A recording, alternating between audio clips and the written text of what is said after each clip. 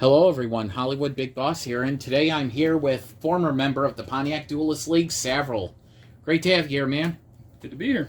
Well, now you're in the hot seat for once. You're the one who's going to be answering questions about your entire Pontiac Duelist League and Duelist Sans Frontières career. So let's get right into it, shall we? Sounds good. How'd you discover the Pontiac Duelist League? I was in a summer theater program here in Pontiac. I'd done some theater in high school. That was the summer after my senior year, and I actually ran into... Would have been Mantis then, right? Yeah. At the Vermilion I'm Players like, Theater? who was it? Yeah, I ran into Mantis backstage, and he was chatting with a couple other of his friends who I don't think were ever a part of PDL about Yu-Gi-Oh, and I came over and asked him about it, and he was concerned at first because I don't come off as your typical card slinging nerd. Yep. And Even though you are? Yeah, even though I definitely am. And he quickly realized that I was being genuine, and he invited me over, and I mean, rest is history. Well, what were your thoughts on the different play style of the Pontiac Duelist League as being the only synchro player in the league at the time? Because you really brought that in because no one was really using synchros. I had a synchro deck, but I just didn't use it because... I feel like it gave me a big upper hand. It was something that allowed me to continue to use the one main deck over the course of my career, really, because the main deck didn't require the modifications as the meta changed in the play group. I was able to modify the extra deck, and so my core deck itself didn't have to change because the same creatures in the deck allowed me to have a completely different game plan via the extra deck. Or even outside of the Pontiac Duelist League, like your original deck, meta-wise, with what it was able to pull out, just spam synchros as quick as it was. Yeah. It could really Mm-hmm. take on some of the competitive decks at the time. Yeah. And I think Anubis even did a test once or whatever. Early on we did. Yeah, and it just cleaned the floor with it. Mm-hmm. That was before a lot of the rule changes that happened. Like, I don't think there wasn't a 3-turn limitation, I don't believe, at that point when No. we did it. So it was before all of that. It was obviously well before Link monsters and stuff like that. Yeah, but yeah. At the time when the synchros were the new hot thing, and yeah, it held its own against some competitive standard rule. Especially yeah. Goyo Guardian. I mean, you trolled the crap out of Kalar Draga in that one duel against her, and I went out of my way for that one. I almost cost myself that duel getting Goyo out. It was worth it, but it was not the cleanest play. Yeah. But it did net you the win, so Yep. can't complain about that. Within a month in the Pontiac Duelist League, you won the Knights of Pontiac Fuck the World Championship on June 2nd, 2010, and the Knights of Pontiac Hardcore Championship on June 30th, 2010. What were your thoughts on your early success winning those two championships? It was definitely a shock, having not been in any kind of group like this before. It was just kind of I wasn't expecting the early success. I expected more time. It would take me longer to get acclimated, especially with the core that had been there for, I think, since you guys have been there for what, 5, 6, 7 years at that point. Pontiac Duelist League started in 05, but we had 05, just had an issue with some former members and everything. Right. In 09, we actually kind of had a reboot or whatever the fuck you want to call it. But you Kalar, Drag, I can't stand Mantis and Executioner were all like still had been a part of the group for so long. So like for me being a month in, Lord Anubis as well too. He was also in that. He was still there. He had been there for a while too. Yeah. Yep. And so you guys still had a base core. It was smaller than what had been there for 5 years at that point. Yeah, we had to. We lost a lot of people, unfortunately, over the years because real life. I mean, you can't stop it. And I'm sure we'll get to that for me. Yeah. But yeah, just the early success for me was just I felt it was going to be a lot more a longer learning curve than that. It was going to take me longer to get acclimated to the rules and to the play group and the play styles of the people in the group. So it was definitely caught me off guard, for sure. During the early months, you would also win the Knights of Pontiac Hardcore Championship 5 times before your 5th reign, going undefeated for 65 days on August 11th, 2010. What were your thoughts when you got that title and then actually held on to it for that length of time? Shock again for holding on to it. I absolutely love that title. I think that is the most. I think that is, despite my tenure with the world championship and the belts that had built into it, the hardcore title is hands down my favorite. I know that that's something that Mantis has it's kind of been his mantra as far as titles go, and he's definitely earned it for what he's done with it. But I absolutely love the strategic side of it and just the unique play styles that go into that title. And so being able to hold it for that length of time was it was a lot of fun. It gave me a lot of opportunities to duel under that rule set, and I absolutely loved it. Because you have no banned card combinations, yep. You have no limited list, yep. and your life points don't recover after a duel. And the fact that the life points carrying over was definitely the biggest pull, because at the time, they're really, at those early stages when I was holding this, we didn't have the goofy, ridiculous combo decks at that point. No. And so it was just people playing more or less their stock decks, but with this, your life point carries over. So if you get whittled down, that carries into the next duel, and then you can manipulate it to where you start the duel off at a low life total to get your card that you need right away, and then you can gain some life, and kind of, and manipulating your life total in that way by starting that close to getting your card. But you really didn't need to, though, because you just straight up just punched the face and your opponent's dead. Correct. I didn't need to do it, but it was just,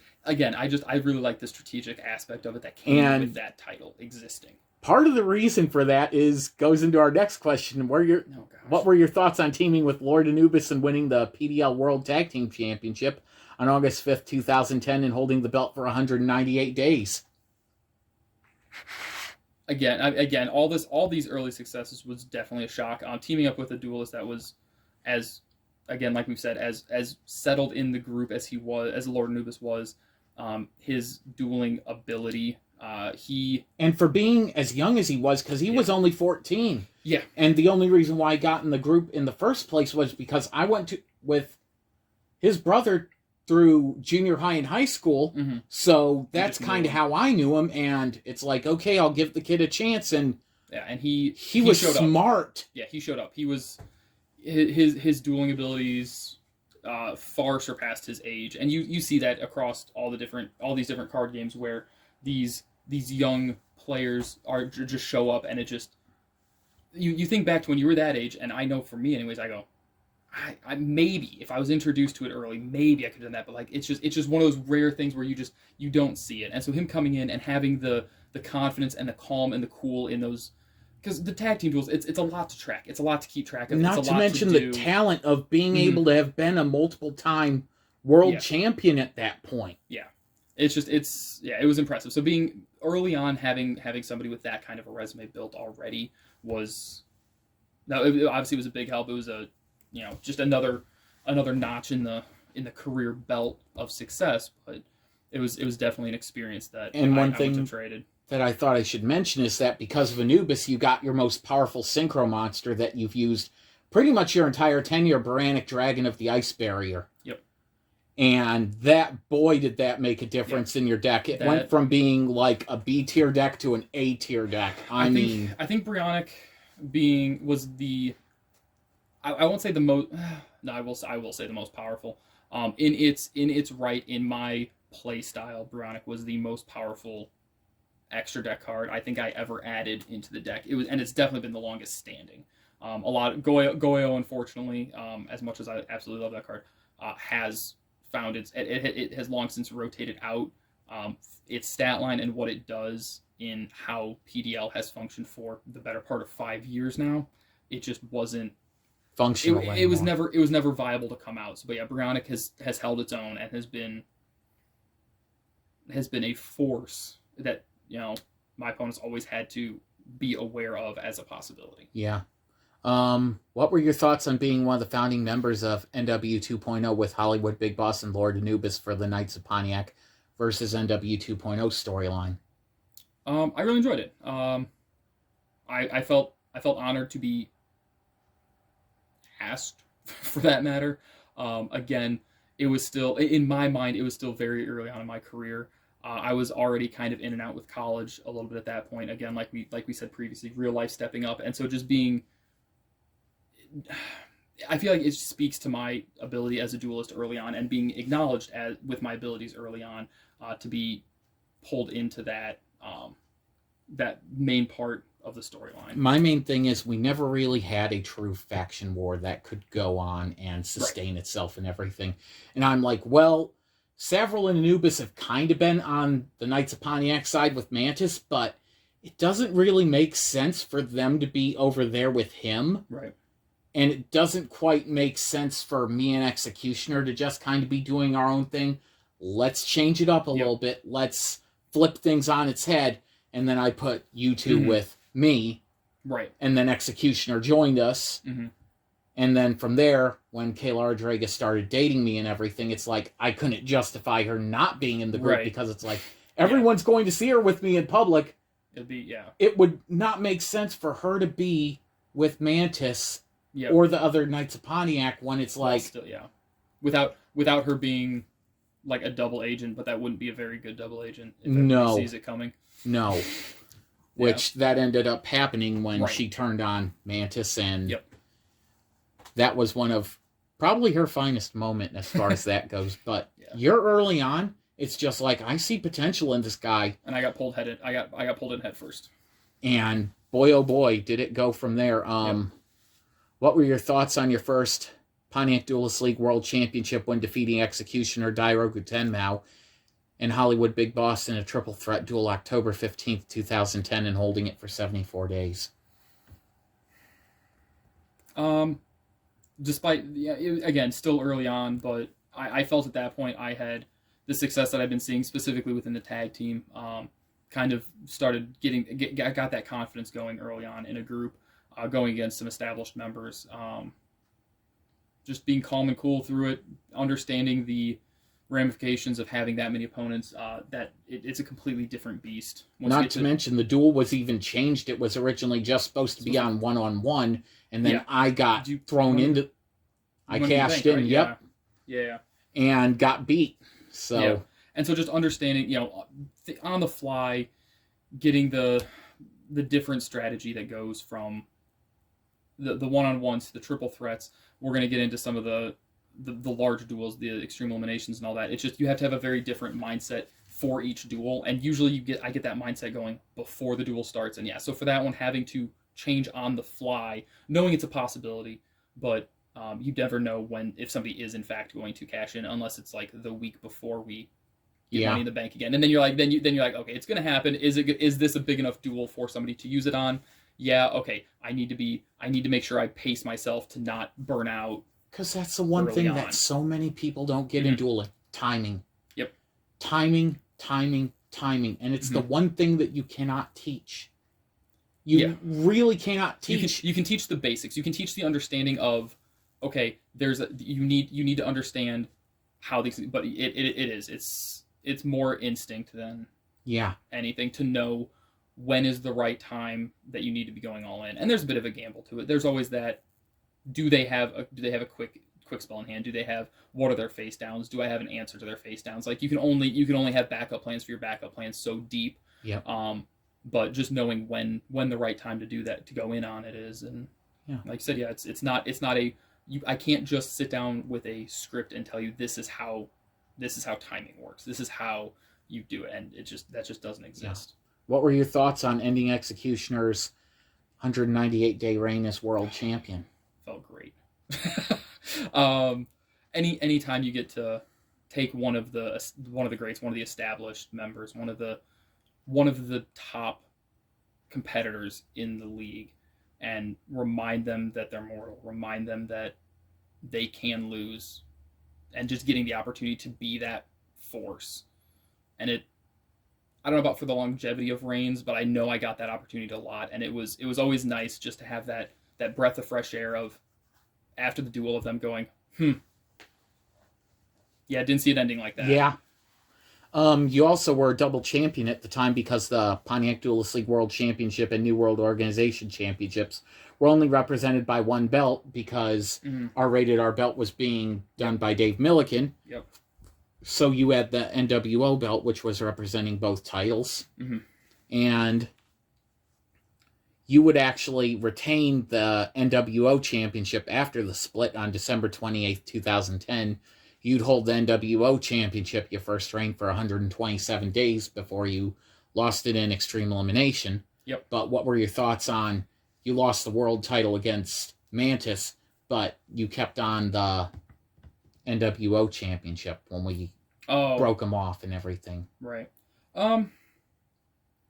Again, you look at any great in any competition, you don't win them all. Yeah. And so, especially when you look at something like this where there is some amount of luck involved in it, it's randomized decks and all that. So you're not going to win them all. And not to mention, it started out as a title versus title match. Mantis only had 400 life points. Yep. You went in with a full set, and he ended up winning. And it just flipped. Yeah, it just flipped on me. And and again, it's a rough one. But. And the reason I had split the belts at the time is that I was told, hey, the belt's going to be done on this date. Right. That didn't happen. It wasn't until February 8th when I finally got in my hands the actual Rated R belt. So we ended up having to use another old belt as the World Championship and use the other one as the NWO one until, that time. Yeah. But next question, what were your thoughts on your first Extreme Elimination 10? Which would be won by Lord Anubis, and he won all the singles titles in that duel, February 19th, 2011. The Extreme Eliminations are incredible. All of them they're just a great experience. Getting together, sit down we've had, what's the smallest we've had? 8, I think, 7 or 8 was the lowest Extreme Elimination we've had. At that point, we had 9, but now we're up to almost 30. Well, no, but I'm saying number of participants. Oh, in the number of Extreme participants. Sorry. Oh, I didn't specify that. I think we've had 16 in the one and only, but that was the top. That's the top, yeah. And on the bottom end, you have the 6 or 7. I think was 6 or 7. This one had 8 in it because there were 2 people who didn't quite work out. I think in that one because as recurring theme, real life. Yeah, life happens. But yeah, no, it was. I don't know. Those losses never felt as. They never dealt as deep of a blow. Again, there's only so much you can strategize into 7 opponents coming in at random times. Especially, part of that is going to come into the luck of when you draw. I know one of the later extreme eliminations, I ended up hatching a deal with somebody very openly at the table because we were the only 2 at the table at that time. I believe it was Kayla Draga, but I think recall. You're right on that one. And we, I had the ability to kill her, and we were the only 2 alive at that point, and we were still early on. And I said, I'm going to leave you alive, but you help me kill every person as they enter. And she agreed to it because it was very clear that she had no answers. And so I think we took out the next 3 or 4 duelists that came in at that point. But even those, there's just such a strategy to the game. And because it lets her build her board state back up again. It gives her that opportunity. And I think she actually did outlast me in that one as well. I think people saw me as the threat as they were coming in, and they took me out when the opportunity arose. And no, you actually won that one. Did I win that one? Yeah, that was the American Outlaw Memorial one. Yep. So you actually did win that one. But yeah, no, with the Lord Anubis one, I think like I said, they're great. Because he came in last and he just wrecked everyone. Coming in end is a huge advantage a lot of the times, unless you get a very specific situation set up. But just getting to see all the decks function out of what I'll consider their element, because nobody is building a deck necessarily to take go into a 6-person free for all. You don't build a deck for that. And so just getting to see all these decks shine in their own ways. All the duelists, all the different thought processes, and all the different logic that people are bringing to the table at any given time. It's just such a fun experience.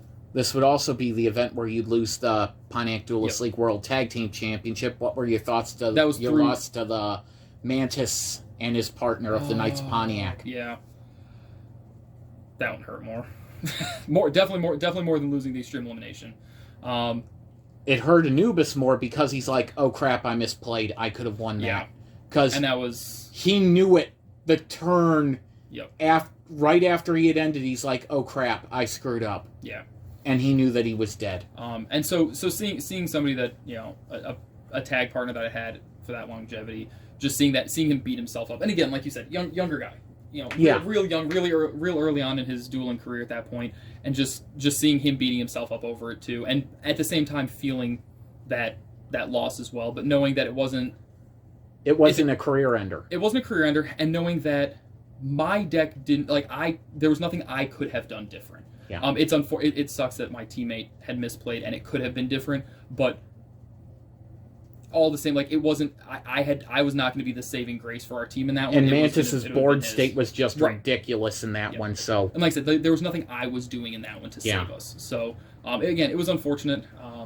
And every loss hurts in its own right, but you move on. Like you said, it wasn't a career ender for any of us, and we definitely bounced back. So, what were your thoughts on the Pontiac Duelist League World Championship belt, the Rated R belt, on its debut? It's so fun.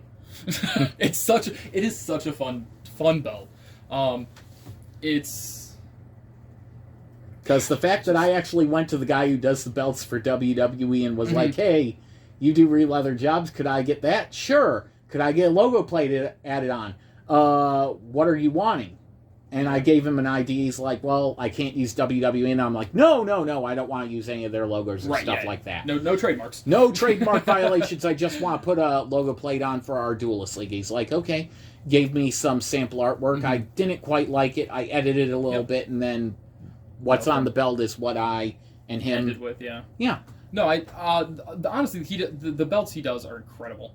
That one just has a special place in my heart. I don't know. Again, I don't know why. It's not because of the title. It's not because of what it represents. It's just such a fun belt. It just feels so unique compared to what you would think of when you see a WWE inspired belt. Yep. It's just a fun belt. It is. What were your thoughts on your second PDL World Tag Team Championship reign with Lord Anubis on June 21st, 2010? That's when that one started, right? That's when this one started, yes. Felt like almost a return to the throne. We'd held it for, what was that, 5 months prior to that? 198 days. 198. Pretty damn good time. So we held it for such a long time, and to lose it, not having it for a couple months kind of helped us recenter a little bit. And going into the summer like that, I knew that there was going to be more opportunities, more challenge opportunities, with me being around more. But on the same foot, more challenges means more opportunities to lose. But we also have more opportunities to defend and show that we have the belts for a reason. And then, unfortunately, you ended up having to vacate the tag title as a result because increased college schedule on August 15th, 2011. Yep. What were your thoughts on the injury storyline you used to explain your absence? I thought I was okay with it. I was a little hesitant at first with it. I didn't want, more or less, I didn't want there to be any fallout from it. I didn't want there to be any real world ramifications if we'll call them past enemies get a hold of it and show it to certain individuals. I didn't want there to be ramifications, but beyond that, I thought the storyline for it worked really well. Which is why I always keep the raw video and everything of that stuff, because it showed the setup and everything. Correct. That this is a scripted storyline, this is not real, and he did not get jumped. Right, and having all that information, like once all that information was given to me, I'm like, okay, this is fine. And that's why I save it, because that way if someone says, oh, this happened, it's like, here's the full uncut video. Here's me doing the entire walkthrough of what we're going to be doing, how you got attacked, and all that stuff, and then us finding you afterwards. Right. But no. As far as the storyline behind it was great, and like I was saying previously, it was that title run over the summer, having the opportunities, the ability to defend the title, and once again just show the strength that we had as a tag team. It was really nice. Again, I don't have no animosity about losing that title, or having to vacate the title. Again, like you said, real life happens, and I'm not going to hold.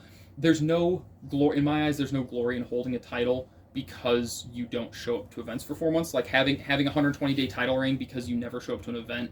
Like, congratulations. Like I don't know what you want. There's nothing in that. Yeah. So I was more than happy to give that up so that people who were going to be present and be fighting for it had the opportunity to get that. What were your thoughts that last day that you were there? We had a PlayStation 1 tournament, Yu-Gi-Oh! Forbidden Memories. We had 4 memory cards set up of save files. Bare bones, start of the game save files. And you won the tournament. Uh-huh. What were your thoughts on winning that Forbidden Memories tournament? It was really cool. I honestly saw it as just friends hanging out and playing games together. I have a very competitive nature, and over the years have definitely done a much better job of dialing it back for the sake of enjoyment of time with friends. That's just a lesson life's taught me, is just to enjoy the time you have with people. And so looking back at it, yeah, obviously winning's more fun. But just having the opportunity to sit down and play Yu-Gi-Oh!, play Duel Monsters in a different environment, a different format, where a wallet isn't going to dictate your likelihood of winning.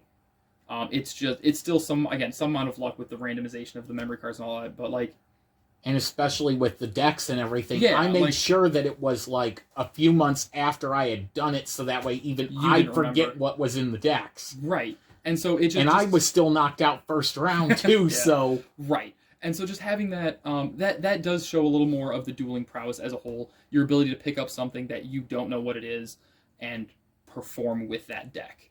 But no, it was a great tournament. It was a lot of fun. Honestly, a great idea to be able to dive into something like that. You were gone all the way till December. You returned in Extreme Elimination 11, placing second against Kayla Draga. What were your thoughts on the Extreme Elimination? Was that one down in only? No, that one was... That was 2011, you said, right? Yep, 2011. That was at a guy's apartment. Yes, yeah. Gosh, that was coming out of college. That was a fuzzy one. Yeah, Executioner had a bit of a blow-up at me because I knocked him out because I had to. Yep. Because he keeps hitting me, and it's like, dude... Was that the Dark Smorg? No, that one was just hitting you. That one was way later. This one he was hitting me with Smorg, and he had Route, and it's like, I'm about to get Exodia. You idiot! Why are you hitting me when it's like, why? So I had to take him out, and he wasn't happy about it. And then but seeing two Juggernauts knock each other down, that's again part of what it makes Extreme Elimination so great, is allowing all the players to assess who they see as their threat and who they see as the person they need to be dealing with. And so just seeing two Juggernauts just trading blows back and forth, opening the door for somebody who wasn't even involved in that initial trading of blows at all to come in and get the win. Like, you can sit there and knock out the biggest guy in the ring, but if in doing so you wear yourself so thin on resources that a light breeze is taking you out, was that worth it? In this case, I think it was for you, because you like you said, you had to. I had to, but and it just, unfortunately, to throw by on him that doing matter, it's like, okay, I'm not going to attack you. I'm keeping my end of the deal. It's like, you're hitting me. Why the fuck are you still hitting me? And for him, he basically made the decision that kind of sealed both of your fates in that case. Yeah. And again, he assessed you as the threat because you were about to get Exodia. And he could see that happening. But he was safe from it, though, too. Because he had Rob. I get Exodia, I lose. Right. Yeah. And what were your thoughts about the incident that occurred as well with the one guy locking himself in his bedroom, which shall not be named? Yeah. We've had young members come through this group, and we've all had moments we're not proud of. We don't frequently want them being drawn out into the spotlight again. It was unfortunate. It obviously was a poor show. Poor sportsmanship. Yeah, bad sportsmanship. Poor show of character. And the fact that, once again, it was a situation where it's like, he plays Harpy's Feather Duster. I'm forced to activate my backup soldier, or I'm losing it. And that backup soldier gives me Exodia, which, you're the only guy left. Right. You're the one who's going out. Yeah. It's not like there was a lot of options in that duel at that point. The option would have been for you to just lose, I guess, technically. And I'm not doing that. Right, exactly. That makes there's no reason to do that. Unless there's a preset deal, or a deal gets made where, like, he goes, hey, I can do these other things if you let me win. Unless there's some, like, kind of, like, conniving going on. But again, I think I understand the competitive nature. Like I said, I understand knee-jerk reactions happening. I feel like that was an extreme.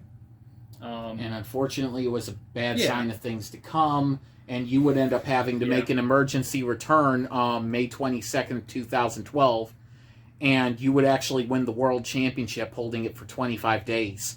We ended up having Extreme Elimination 12, which ended up having so many problems. no less than 2 of the players were playing with illegal decks that we know of. Right? And then you also throw in the fact that the unsportsmanlike conduct that one of the players was doing there, threatening to quit the league, making a scene to where I had to publicly apologize. Pulling some Kaiba, I'll jump off the building, knock me off the building nonsense. Yeah. And it's like, yep. I'm done with him. So we had an extreme elimination 4 days after that without him in it. Yeah. And Executioner won that, and then we wanted you back because, like, this title isn't, right. We want him to go through everyone to make sure that the world champion is the real world champion. Right. And not to mention the other guy lost, so he doesn't even matter. Right. So, yeah. And you ended up beating Executioner, having a reign with it. But what were your thoughts on the events that caused your return and everything? I mean, because you know that I was in a bad spot when that happened. Yeah. It was, I don't know, it was a, how do I put it? It was a terrible road that led to a good outcome, I guess. Me coming back was a lot, like, I think it was I'm glad that I was able to. I don't remember where my mindset was specifically at that point. I feel like I still don't think I was fully back mentally, but being able to come back and help, fill a void. Again, the everything that leading up to it, like you said, it was a disaster to put it honestly. But again, the outcome that we got out of it, I think, was way better than we could have imagined. I don't want to say worth it, but it was a good outcome. Yeah. So. And then just a few months later, what were your thoughts on the Pontiac Duelist League Championship, our world title being defended in Rosslyn, British Columbia, Canada on July 26, 2012? I thought all of the we had, because there have been quite a few international, and I guess not even just international, because we've had quite a few different title defenses across even America, within the country. I love the idea of the title getting to travel the world, so to speak. Yeah. And getting the opportunity to defend it in as many different countries and as many, even just the different locations. Yeah, that we've been able to take it to. I thought it was really cool. For that little trip, I won the title in Spokane, Washington. Mm-hmm. Kaylar Draga won it in Worley, Idaho. Yep. I won it in Rosslyn, British Columbia, Canada. Kaylar Draga won it again in Worley, Idaho at the... on the way back. Actually, no, that was at the casino that we were going to and everything. Coeur d'Alene. Okay. Because we were going there with my grandparents and everything, so we went there like 3 or 4 times, and that is the one state that I have never won a frickin' duel in. You never won a duel? Not even just not a title, just never 10 won a years I've never won a duel in Idaho. That's incredible. I won the title back in St. Paul, Minnesota, and then American Outlaw won the title back in Pontiac a day later. So that was that little short excerpt on what happened with that trip. But for sure. Yeah, like I said, I think that when those opportunities arise, I think that not taking them is a mistake. And as soon as I got back into the U.S., because I didn't want a $50 charge on my phone at the time and everything for international text and call and that stuff, I messaged, hey, we had a title change in Rosslyn, British Columbia, Canada. Yeah. It's like, holy shit, guys. And it's like, this is a world title. And no one can dispute that it's not a world title. Right. It's like another country. Yeah. Yep. The only other company that does that's Konami. No one else. Yep.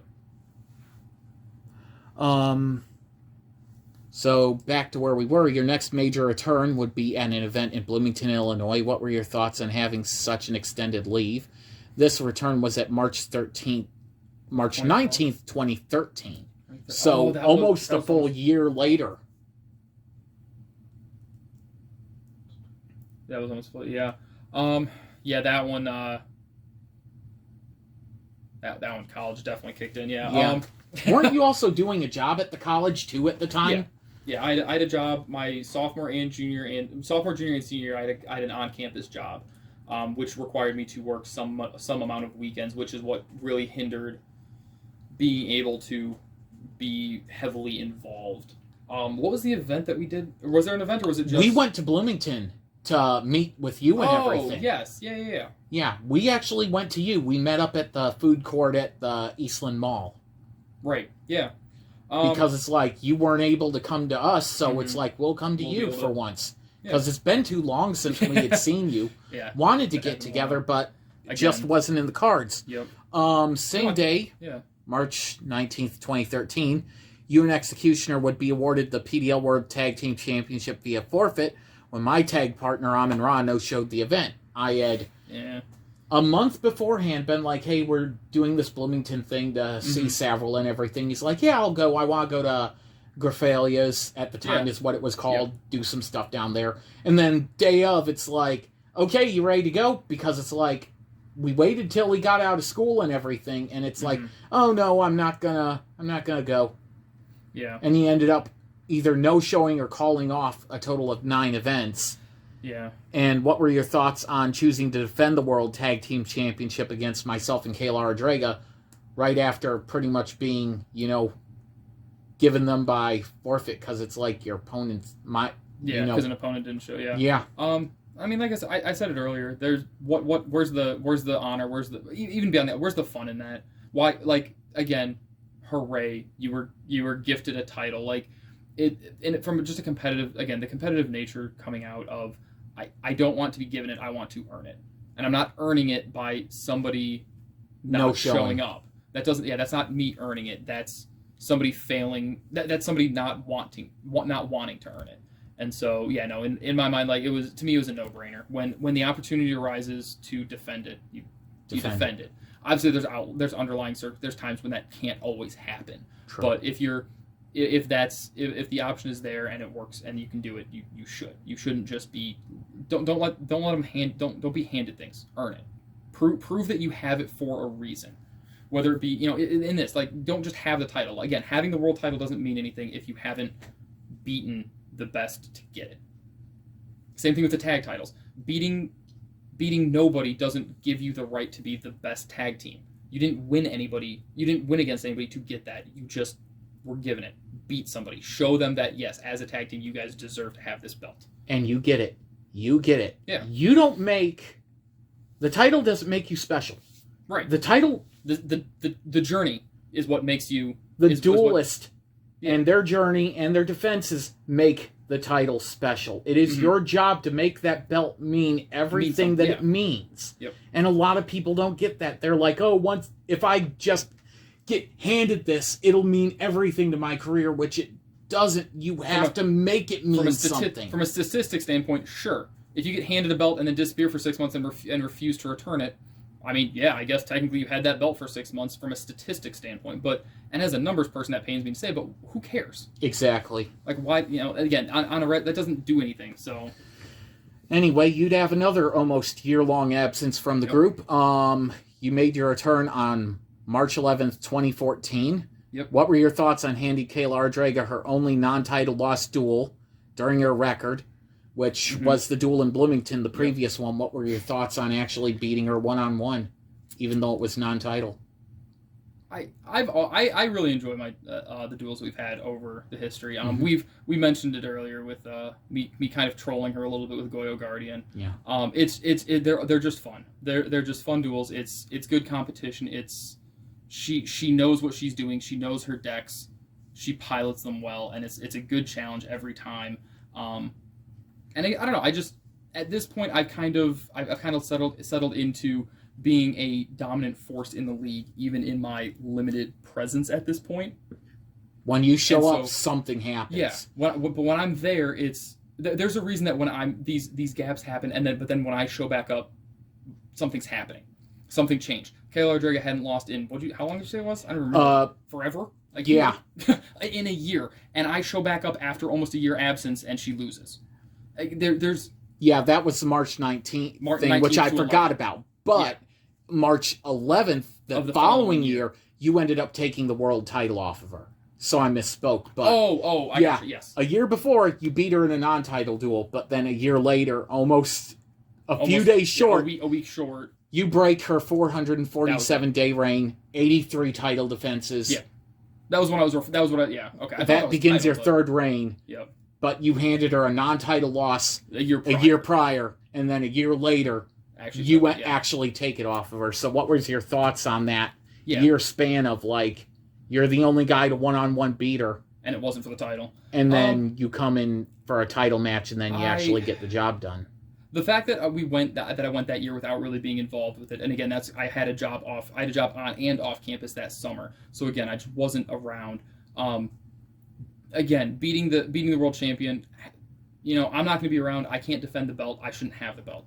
And so, at that point, she had proven that she was the best duelist, and the best active duelist in PDL. And so she had every right to retain that, to have that title on her. And but again, like we were saying, when I show up, something happens, something changes. Yep. And she ended up winning the title in Extreme Elimination 14 and retaining in Extreme Elimination 15. Yep. She survived 2 of those intact. Yep. She beat every duelist for what it's worth. I was at neither of those. Yep. And she beat every active duelist that was physically able to be there during that time. Yes. You were the one exception. You were the one guy who, you can't be there. Yep. But she beats everyone else. Yep. And then it was just again, like I said earlier with with Executioner's run, there's something.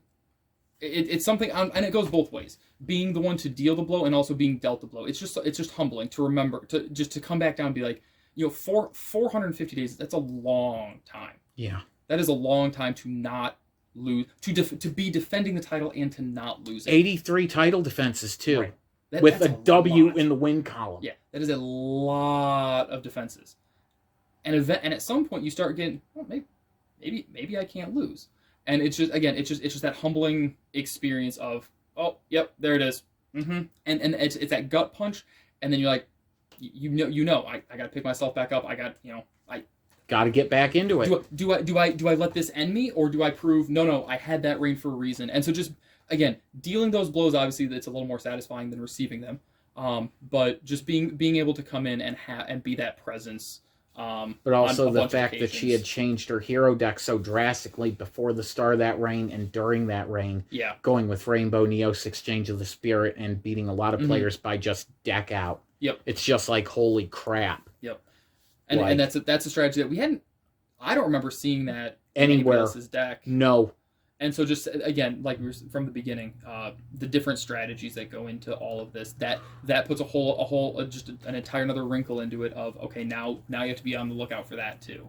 But no, it's like I said, all the duels against Killer Drag are great. Lot of fun. I'm pretty sure that one came down to the wire too, if I'm remembering correctly. Like I think she was within a turn of killing you, getting a deck out on me. She was. So, like, that one was really close. Yeah. This is another question which is a bit more broad scope, but what were your thoughts on the founding of Duelist Sans Frontières on July 27th, 2013, as well as the partnership between the Pontiac Duelist League and the Knights of Iowa, which was founded on January 2013 with Mantis, Ibmasao, Sabigo, Ren, Kenzu, and Luna? I thought it was it's not something I would have ever thought to do. I would have just, like, in my mind, like, that just isn't something I would have considered doing, but because we had tried doing partnerships with other groups before, and all of them unfortunately failed, be it time or people not cooperating or people trying to go into business for themselves and hijack everything, which is like, I have paper contracts, it's like, you're not getting through that. No, I think the forming of DSF, yes, I said right. DSF. I said that, I'm like, that didn't sound right. The forming of DSF made a lot of sense from your history, from what you'd seen happen. It did kind of form more of a bond between the groups, not just in a rivalry sense, just in we're all under the same banner kind of mentality. And we're all going to work to help each other. And exactly. Yeah, and so just having that, and like you have those rivalries still. You still have that. You still have that. I don't want to say bad blood by any means, but you still have that. Opposing forces kind of stuff when it comes to the duels. But when it all comes down to it, we all want the same thing. We're all pushing for the same thing. Okay, another broad question for you. What were your thoughts on American Outlaw and Red Mist founding the only Heritage Duelist League in April 2015? And what were your impression on meeting their group of duelists the first time? Founding only. Same idea with the Iowa group. It's a great idea. Outlaw unfortunately had a previous partner who screwed him out of the group that he was trying to build. Mm-hmm. Went behind Outlaw's back, tried to charge the players $10, which is completely illegal by our thing, because it's like, I want people to spend their money on their own decks, on their own cards. I don't want them to spend money on a worthless fucking entry fee just so that way the guy... I can line my pocket a little bit. Exactly. Yep. And that's the biggest problem that I have with independent people doing that, is because the people running it just get rich. Yep. That's the only thing. And their claim is, well, I'm putting in this time and effort and money. I'm like, well, how about instead of getting money, you encourage the members, the other people, to help. If you don't have the passion to do it all, the passion, the time, or whatever, to do it all yourself, get people to help. Don't be like, well, I need to make money off of it because it justifies me doing it. But as far as only goes specifically, I think the forming of the group, while like you were saying, it was rocky for them to get off the ground. I think. But once they did, holy cow! The initial, similar to a lot, pretty much, it was the same feeling I had when we had new people coming into PDL, but just on a larger scale. It was just a lot of new duelists, a lot of feeling them out, seeing almost like a threat assessment of which ones are the heavy hitters right now, how much potential do different people have, how much growth can we do, how much are some of these younger guys who are newer to card games, is there a way to like mentor them and help them become, and are some of these guys going to be a long-term thing, or are some of these guys not going to be team players? And and that's hard to tell. Obviously, there's a lot of unknowns with that. Yeah. But I felt like there was a lot of promise in the group. Still do. I don't want to. No, there's no foreshadowing there. I still think there is a lot of promise in the only group. I think they have a lot of... They're in a rebuilding phase, actually, just kind of like Pontiac Duelist League. We've been getting a lot of new members here. Yeah. And we're going to see how well they work out here in the next 6 months to a year and everything. Yep. Another question directly pertaining to you. July 3rd, 2015 would be the start of your longest title reign to date, holding the NW 2.0 National Championship for 203 days, defeating Kayla Drago. What were your thoughts on that reign? I felt that kind of was like a solidifying reign for me. Prior to that, life had gotten in the way a lot. There weren't a lot of longevity opportunities for me as far as title reigns go. But this was like, I'm back. I'm back. And you're all gonna remember. You're all gonna know it. And so I think, like I said, I think that was a big statement. And it wasn't just because the duels were really back and forth competitive. You dominated. It was just a show of force. Really, is what it kind of felt like at the time. I would say it's one of the top 5 moments for me. And again, that's a long moment to use, but so it's definitely one of the top 5 things for me from my career was just having that, coming back and showing, hey, you remember the guy who kept coming back and just slapping and be like, hey, don't forget about me, and then I disappear again. I'm sticking around this time. Yeah. And from there, you would win the Knights of Pontiac Hardcore Championship on November 7th, 2015, defeating Mantis. The Duelist Sans Frontières Tag Team Championship, with myself defeating Team Totally Straight, one of the few teams who actually did that on November 13th, 2015. Yep. The Duelist Sans Frontières World Championship on November 27th, 2015. You beat me again. And then, you became a Grand Slam champion. Yep. It goes back to the previous one. That was just a string of displaying dominance. It was just I'm here. I had a new start when I first started out in 2010. I had that initial Synchro deck. That new car smell. It was everything was nice and fresh and new, and it was really enjoyable. And then, not that it burned out by any means when I went to college, but it had to take a back seat. And so, get out of college, back into the group, and I just hit the ground running with it and didn't let up. Yeah, and winning all the active titles in the Pontiac Duelist League and holding them all at once, it was like, wow. It's a feet that, I mean, I'm sure you have the records in here someplace. How many times has that happened? Not via extreme elimination. Not via extreme elimination. Because that's frickin' many. Right. Not so many. Just one of those. It's just that display of dominance. It's that, look, this is what I can do. When I put my nose down and I grind, this is what can happen. And you're definitely going to pay attention when someone does that. Yep. What were your thoughts on winning your first Extreme Elimination 18 January 22nd, 2016 against Executioner Dairo Tenmao, Jedi Ninja, Burial 117, Mantis, Kaylara Draga, World Tag Team Champion myself, and Magnum TW, who had returned from military basic training and unfortunately wasn't able to continue with his Army career because of injury. Same as with the other ones. It was the Extreme Eliminations are always a blast, and like I've said before, winning makes everything sweeter. But yeah, just getting that first Extreme Elimination win was getting that win was big. Validation. Yeah, a bit. Showing that it's not just a one-on-one thing. It's not just getting carried by a good tag partner. It's no. This was me. This was me against the world. I just had the Grand Slam. Yep. Of title holding happen. Like this is also where we split them up, but at the same time, correct. It's like I'm keeping the world belt. This isn't. I'm not losing it because of this event. I have it through this event, and now you guys have to take them from me. Yeah. Yeah. But the fact that you came in and won, it's just like, and we're so dominant during that duel too. Yep. Next thing, what were your thoughts on the first Fatal 4-Way Duelist Sans Frontières World Championship match a little bit later? The following year, 2017, with members of the Pontiac Duelist League, you being world champion against me. The Knights of Iowa, Ren Hakusho was attending, and only Heritage Duelist League's Red Mist. I mean, first time ever. Yeah. Again, like I said with the traveling, it's great to have under DSF all of these groups, all these people from all of these groups coming together and having that different play styles, different metas, and not to mention the fact that someone's coming out of state is going to be here. Someone who lives almost in Indiana because of how the state's shaped and everything. He's only 2 counties away at the bottom of Illinois from there. And it's like he's coming up 3+ hours from different directions to meet up. Yeah. Yeah. And then it's just a really cool thing to show what. And the fact that you won that duel once again, I mean, what can be said? I mean, well, I think that was my first duel against Ren, I believe. Yeah. That was Ren's first, prove a point. Yeah. You can hear the stories, you can hear the legends, but until you sit across from me, you don't know what it's like. And here's your lesson. Sometimes it's brutal. Here's what it's like. Yep. What were your thoughts on losing Extreme Elimination 19, which was the first joint Extreme Elimination with the only Heritage Duelist League to Kaylara Draga?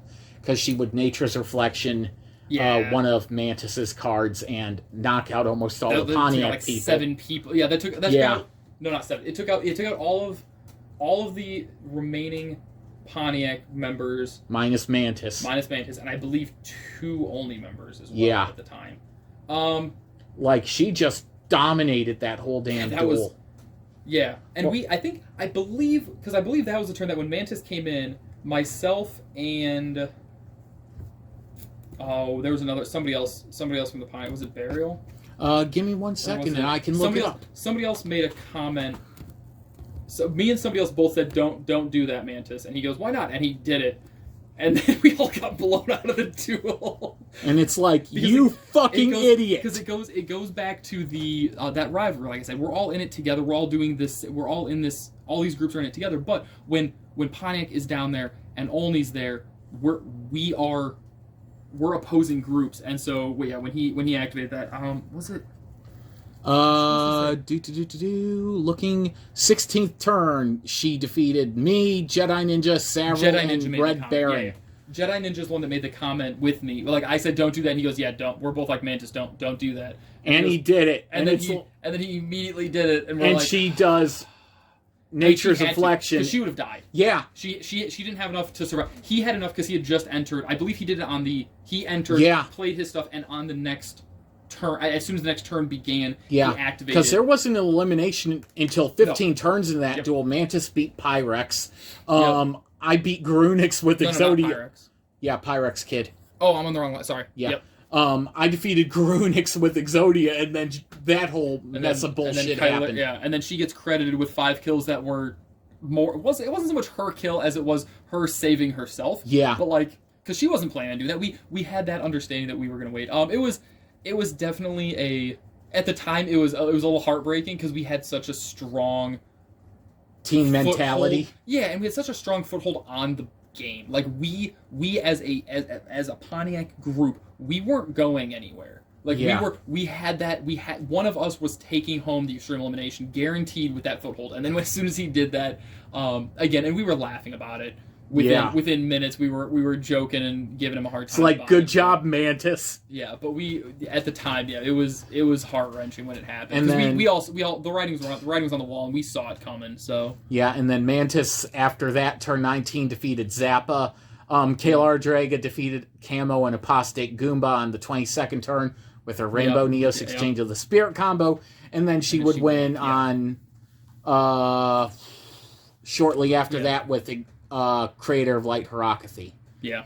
And that was kind of, and that's part of why, by the end of it, we were over and we were just giving him a hard time about the situation, because despite the fact it wasn't the easiest path to a Pontiac victory, to a PDL victory, it was still a PDL victory, and so we're like, all right, we're giving you this one, but there's no possible way you knew that was going to be that was how that was going to happen. Yeah, because when you knock down all the frickin' dominoes on our side and leave that many of theirs up, it's like... Yeah, it's the fact that she was able to push through that. I mean, I guess she was left. She used one resource, so it wasn't that bad for her. But the fact that she was able to continue to push through the duel from there was was good to after see. that, Jedi Ninja would cash in his money in the bank to re-enter the Extreme Elimination. Red Mist would defeat Burial 117, and then Jedi Ninja would eliminate himself. So Red Mist is the second place guy, and he deserves a lot of credit because after Kayla Draga pretty much tore through everyone, he was able to just dominate the rest of that duel. Yep. So, what was your first thought on meeting Red Mist and everything? He definitely showed a lot of promise, a lot of potential. He loves his deck ideas. Oh my goodness, he loves crafting ideas, crafting deck, just whole deck. He has the premise there, and he just starts pulling the cards together and building this deck, and they're 9 times out of 10, they're just a menace. And total menace to society. Yeah. And, well, most of society. He quickly showed himself as the front runner, as the strongest duelist down in the only group. Like, as much as I hate to say it, it wasn't just a gap between a lot of the members in Only Heritage. It was a fucking canyon. Yeah. It was him, Red Mist, him, and then a lot of other people. It's like, you better get fucking serious, kids, because... But for what that's worth, that does show his ability to lead a group in that if you come in and you're this dominating force, and you're bringing in people who don't have that skill, that can be that can run people off. Yeah. And so the fact that he has been able to get a group, and even if they're rebuilding right now, and not to mention he goes out of his way to help other people when they ask for it. Yep. He doesn't just body people week after week and be like, oh, better get better, kid. Like he leads them through his example of being a good duelist, and also his ability to just help players develop talent, because that is one of the hardest things to develop is just talent. Yeah. And teach people how to, properly play and everything. Next question, what were your thoughts on winning Extreme Elimination 20 at the American Outlaw Memorial event, defeating Kayla Draga, and once again winning all active DSF championships, including Only Heritage Championship at the time? Yeah, this was the 4 days after one, right? 2 days after. 2 days after, yeah. Yep. Red Mist's birthday. Yeah, it was. It was definitely a somber. Yeah, it was. It was a somber victory. And of the people to win it against, if I had to rank the people that I didn't want to be the one to beat, she's the top of that list.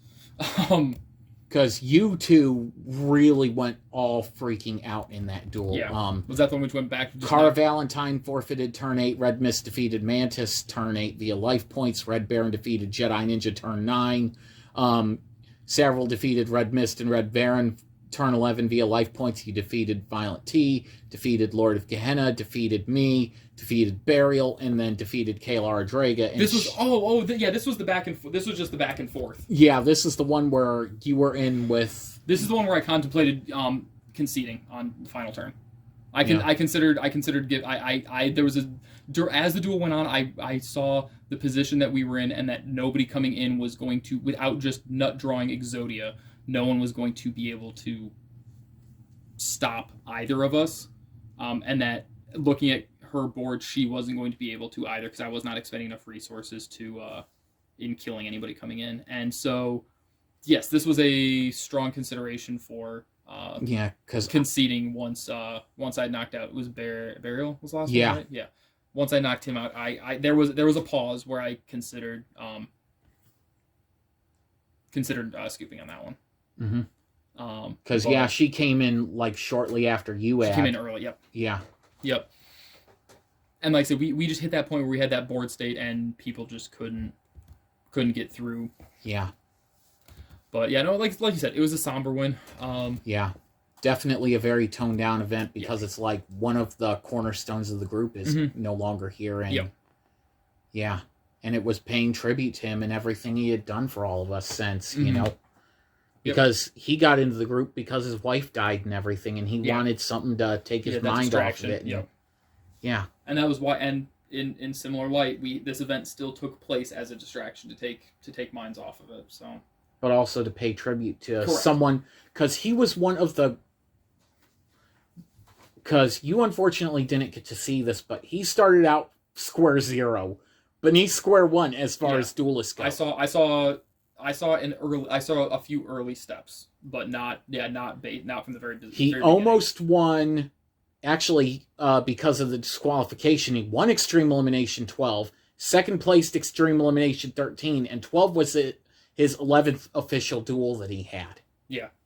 And it's like, he's doing great while you're not there, and then he moved and everything, and then when he starts up the group with Red Mist, he's almost back to square zero again because it's been so many years.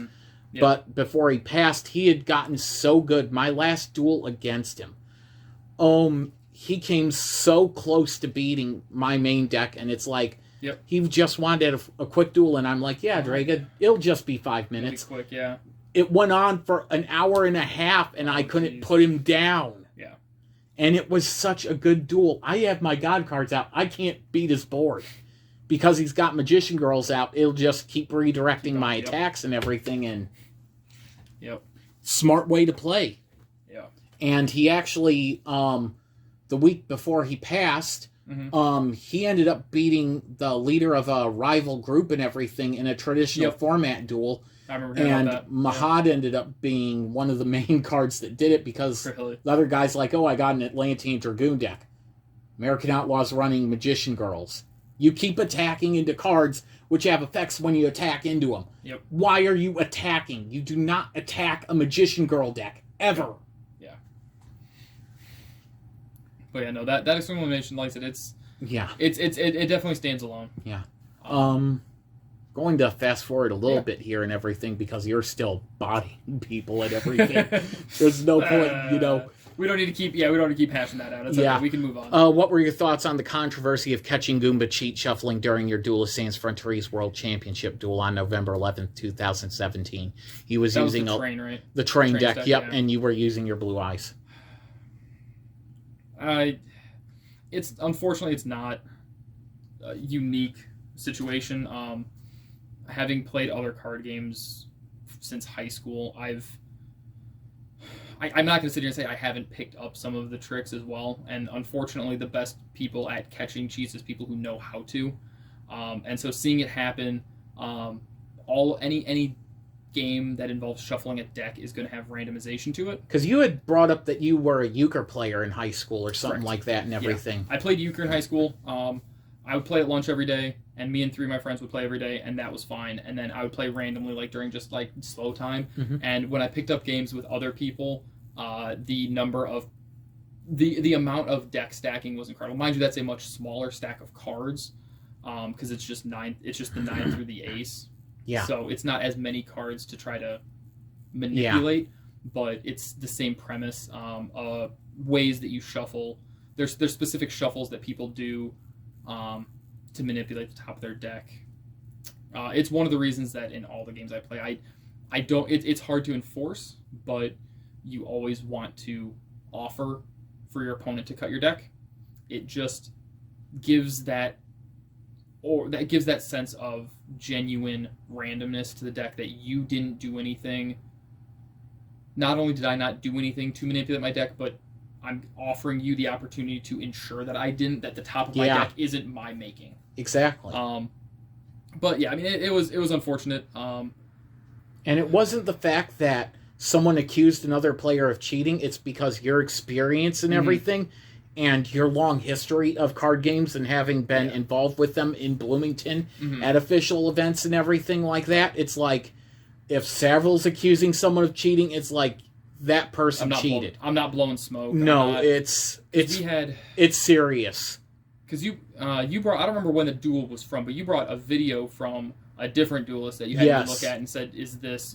What do you think of this?" And Red Mist said, "Yes, this guy's cheating. Yeah. If you watch the top of his deck, it's not moving. Granted, they're black card sleeves and everything, but you were like, I can't tell. Yeah, but you were like, if he's saying it, then well, yeah. Yep. But yeah, it's just like, and again, those situations, it's unfortunate. Again, in that same sense as being handed a title, where's the pride? Where is the glory in winning when you know your deck functioned to perfection? It could not have gone any better than it did because you ensured that it wouldn't.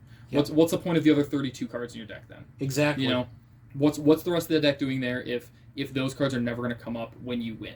When you draw those cards, you don't win a duel. You need to build a better deck. You need to change something in your deck because clearly something in the construction isn't streamlined if you have to draw the same 6 cards every single duel to win. Yep. So. And he would actually get further caught cheating and everything. And I would be informed about it through his aunt that he was actually teaching his younger cousin how to cheat at the card game as well. That was his last event, wasn't it? That was after his last event. No, but I'm saying the one that I called the one that I called him on. That was that his last? Nope, his last one was the extreme elimination that we had in Pontiac a few months later and everything. Right, yeah. But you just bodied him in that duel, so it didn't really matter. Well, I beat him in the one he cheated too, didn't I? Yeah, you destroyed him. Absolutely destroyed him.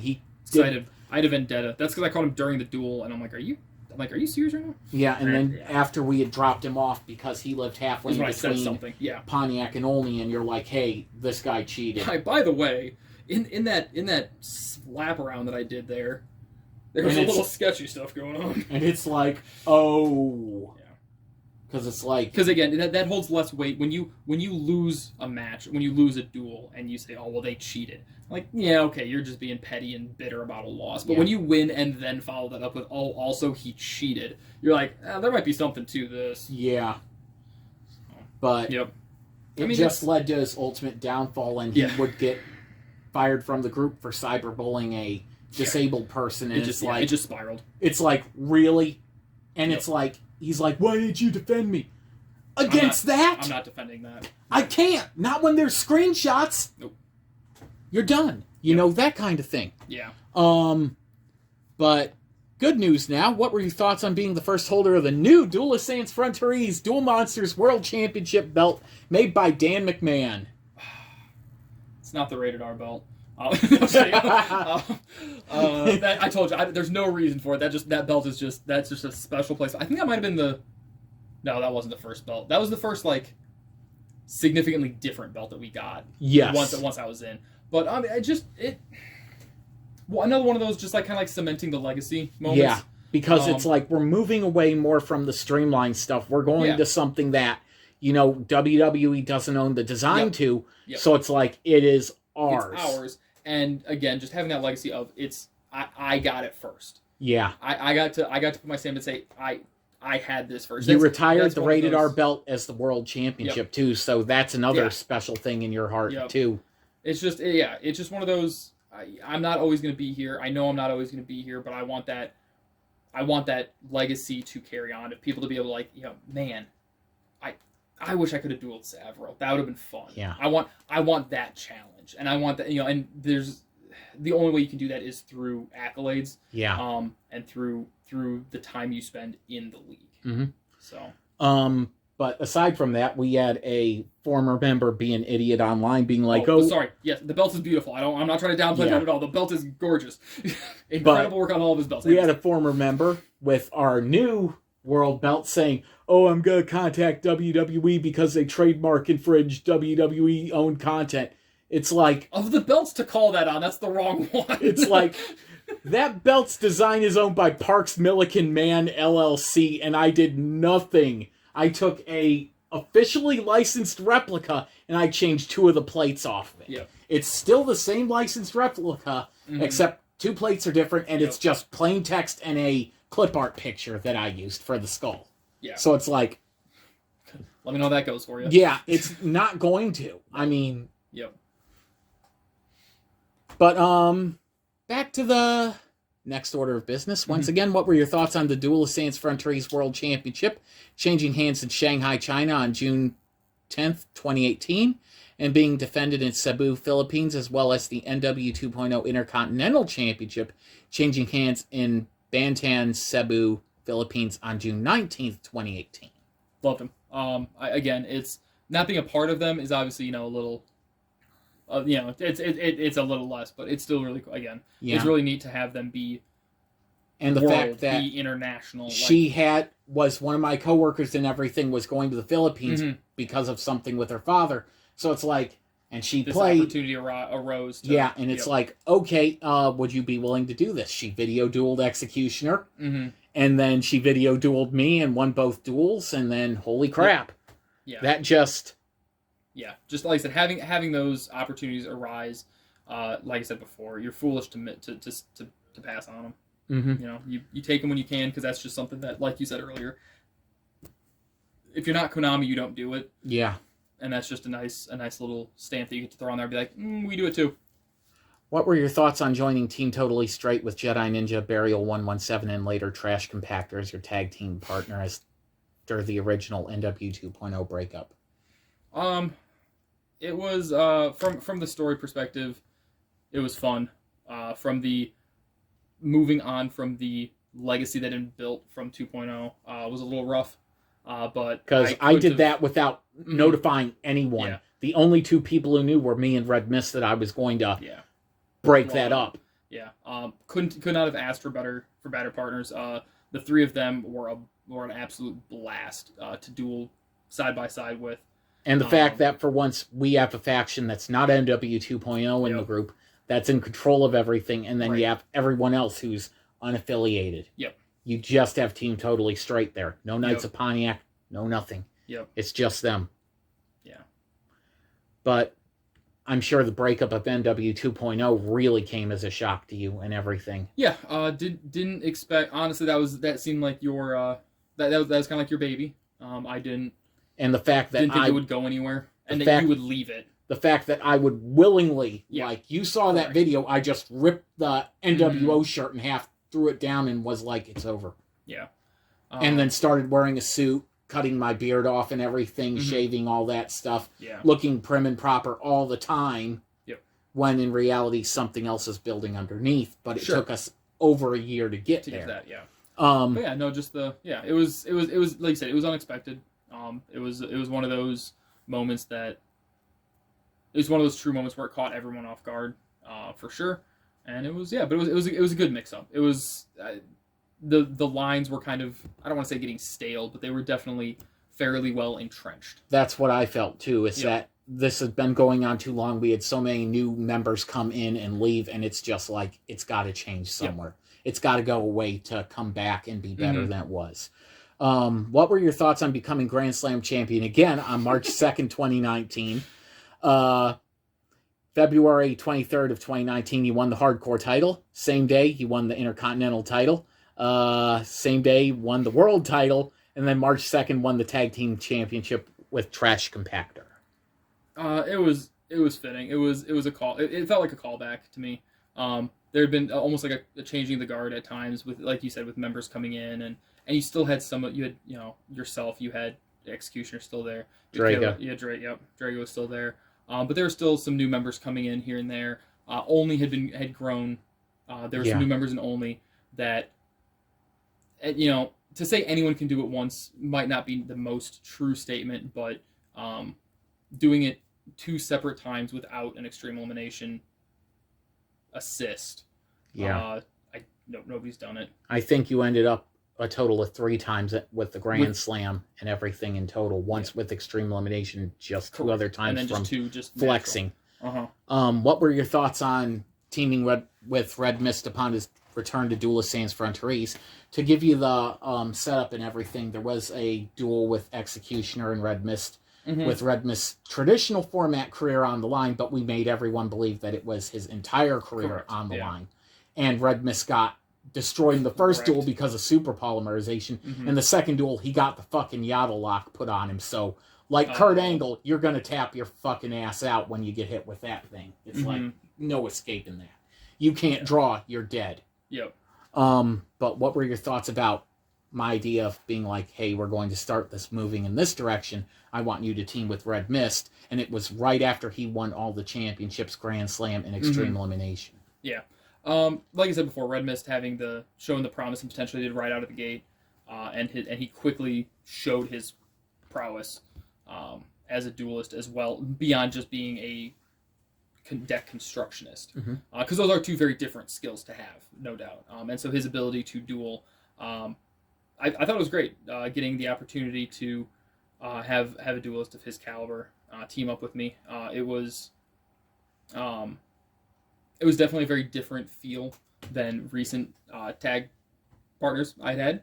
He's a little more straightforward than Team Totally Straight members were. More intense. Yeah. A little more focused. And that by no means is that a bad thing, nor is how Team Totally Straight functions a bad thing. They were winning tag team matches left and right, like with no real issue. So it 665 days as tag team champions. I mean, who can top that? Yeah, and so everyone's got their system that works, and so to have that change was really cool. To be a part of him coming back, again being a part of that unseen story arc occurring. It was really cool. Yeah. And really enjoyed the difference. So on to the next question for you, Savaril. What were your thoughts on the subsequent storyline of hijacking the Duelist Sans Frontières World Championship belt? Yeah. Well, I mean, so I thought it was goofy. But I'll explain why. If you've going past, off the previous answers I've given, to me the belt is just this symbol. What really matters is the accolades that go behind them. And so taking the belt and the fallout that happened with it showed that wasn't obviously a shared viewpoint that everybody had. But to me, you can still have you don't need the physical belt to have the belt, if that makes sense. Like you have the belt based on the actions that have occurred and the opponents you've beaten and the accolades you've acquired. The physical belt is just it's just that physical representation of what you've done. But unfortunately, we did have some people who were like, they've taken the belt. We want to side with you because you physically have the belt. Right. And then you flipped the storyline and surrendered and threw the belt back at me. And showing that, having the belt shouldn't... physically holding the belt doesn't make the champion. The champion's job is to make the belt mean what it means. And through the history of the belts, that meaning has been set. But understanding that holding the belt alone doesn't give it that meaning. Yeah, it's what brings you to having the belt is what gives it that the world championship authority. Yeah.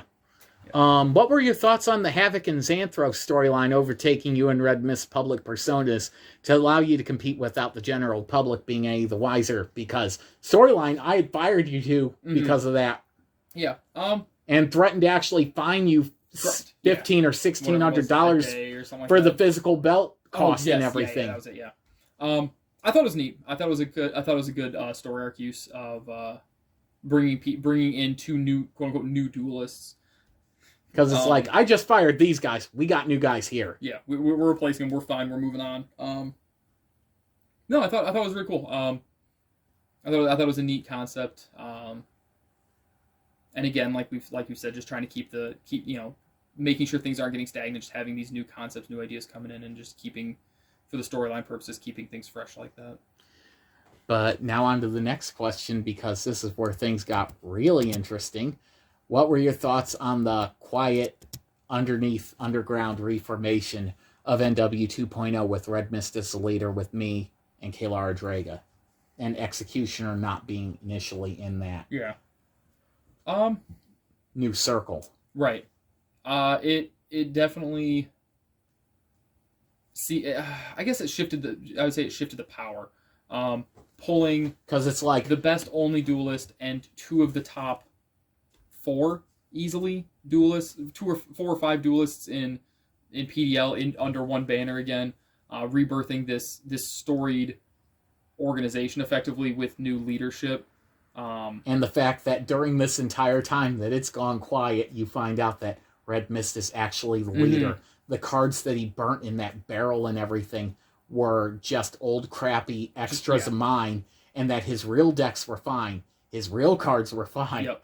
All new sleeves, all new everything. He burned his old sleeves and deck boxes. Yep. And it's like, surprise, I destroyed none of it. Yeah. And then finding out down there, which I can actually pull this thing out, we even further trolled people by taking Red Mist's old Element Dragon deck, because he had gotten the Korean copies from me at one point. Oh, yeah. Put him in these sleeves and take a look beyond the first, 5 or 6 cards, and you'll see that it's not his Element Dragon deck. No.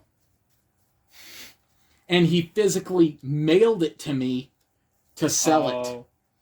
To be like, yeah this is my Element Dragon deck. And it's like, I had extra copies of the Korean cards from a lot that I had bought and everything. Right. Because Korean Yu-Gi-Oh cards are dirt cheap because they make so many of them and demand is low.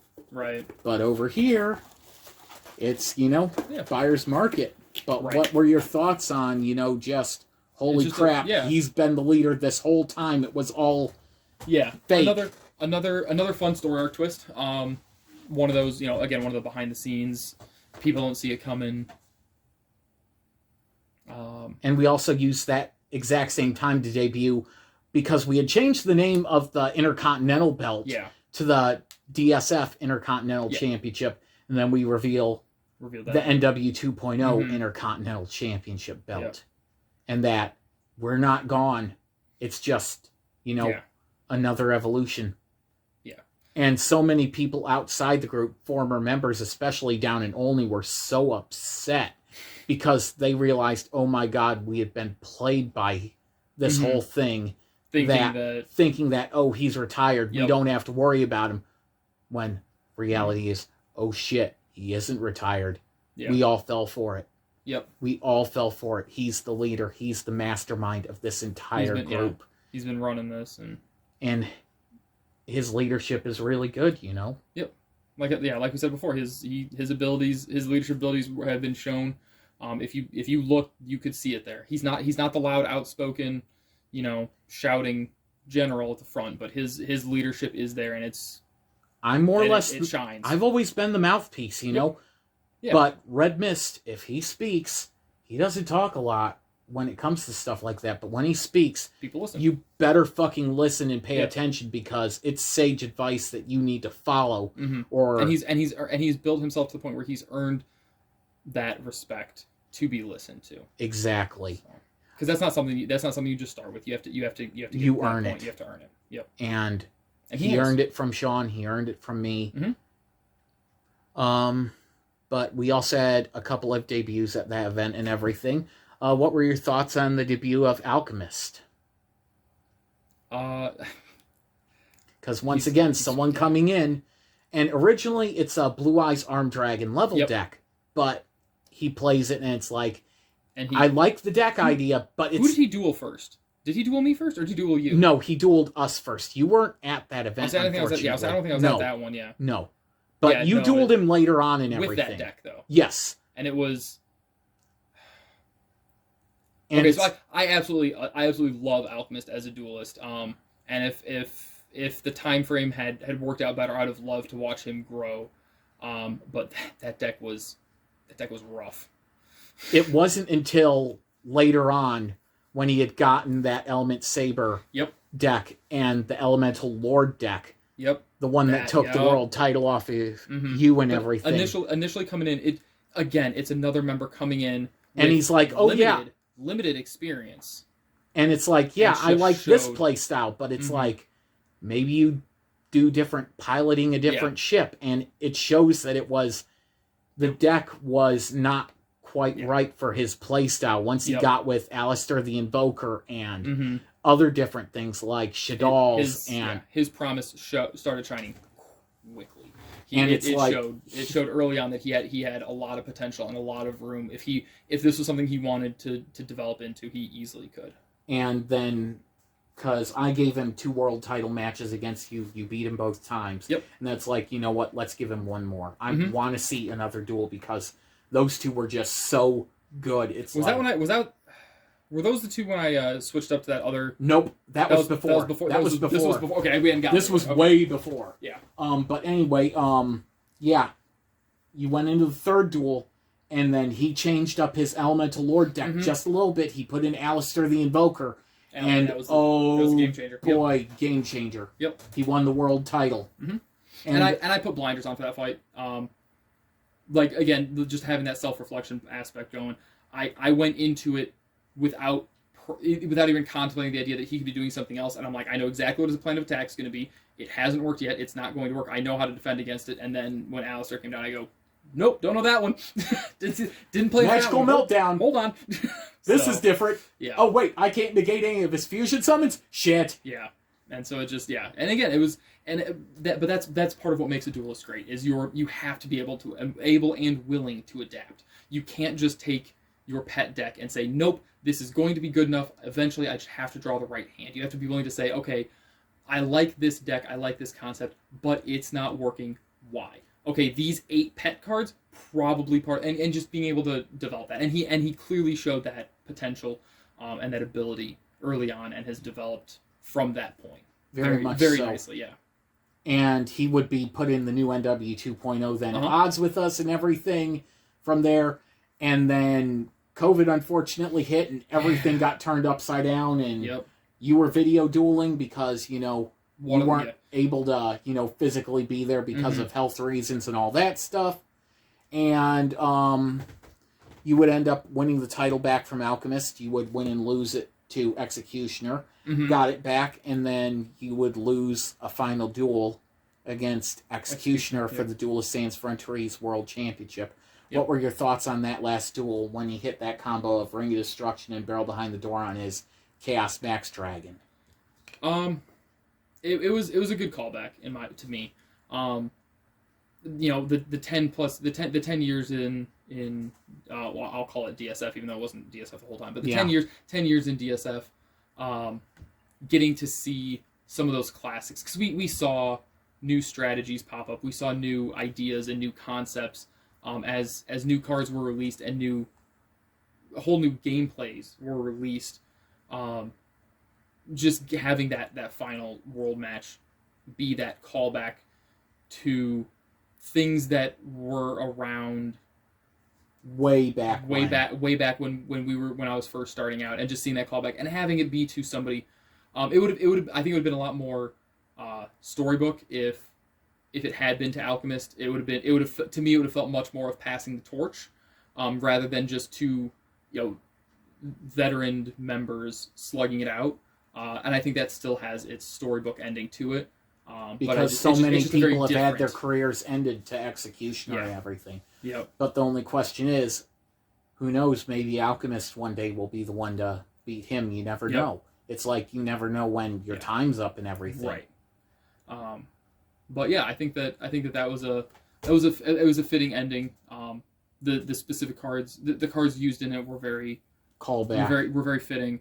The opponent was a very fitting opponent. So yeah. When you retired from Duelist Sans Frontières, you had held the Duelist Sans Frontières Duel Monsters World Championship 15 times for a total of 1,077 days. Duelist Sans Frontières World Tag Team Championship 8 times for 1,328 days. NW 2.0 Intercontinental Championship 12 times for 925 days. Duelist Saints Frontières United States Heritage Championship, formerly the only Heritage Championship, 2 times for just 2 days.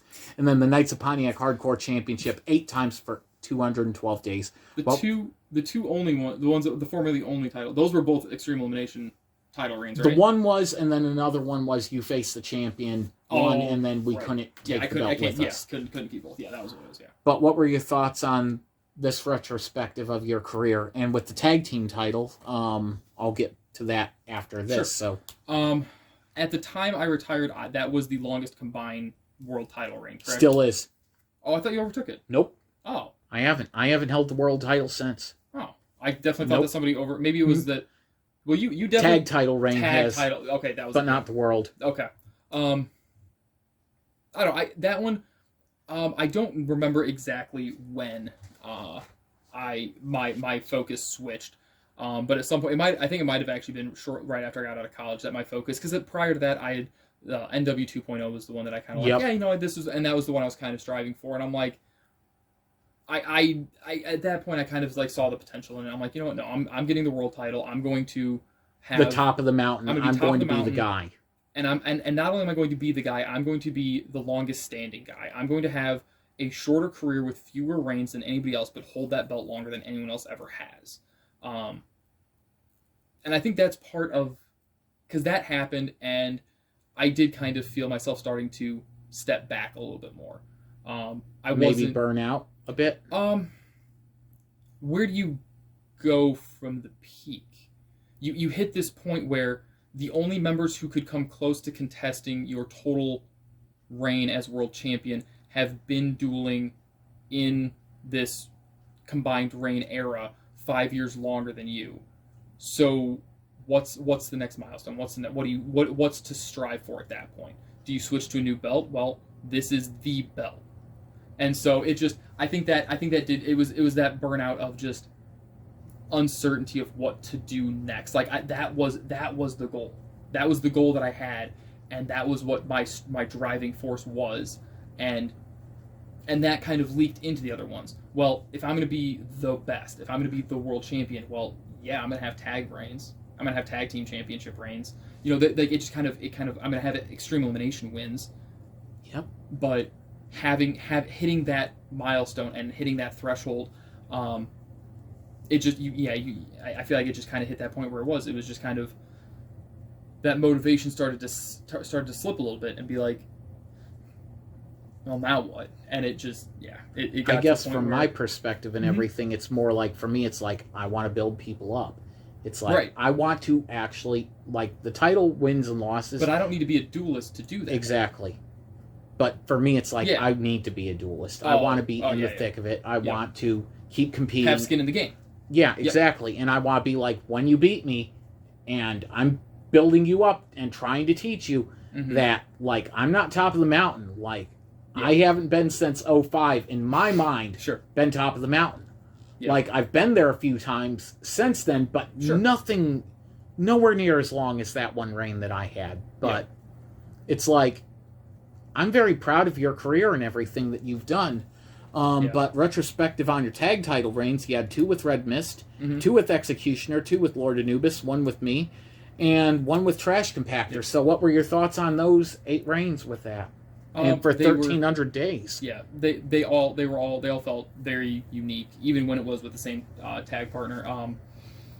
Shows flexibility, ability to work with, the ability to just sit down with a different opponent, a different teammate who has a different play style. Like we said, Trash Compactor being part of Team Totally Straight, it has a completely different play style and mentality than yourself or Burial 117 or Jedi Ninja. Correct. Yeah, any of everybody's gonna have these different mentalities and different play styles, and just leaning into their strengths and picking them up in the spots where they're weak in, and just knowing where you fit into each of those teams individually is, I think that was one of those great parts of building through that through the tag team, of just learning those different spots of how best to fit in. It also down the road then shows you, okay, I've been your tag partner. I know where the weaknesses are in that deck. I know how that deck can be attacked best. Exactly. And so just having that knowledge as well. All right, we're going to do another thing unique. Breakdown of your world title reigns, 15 all in all. Sure.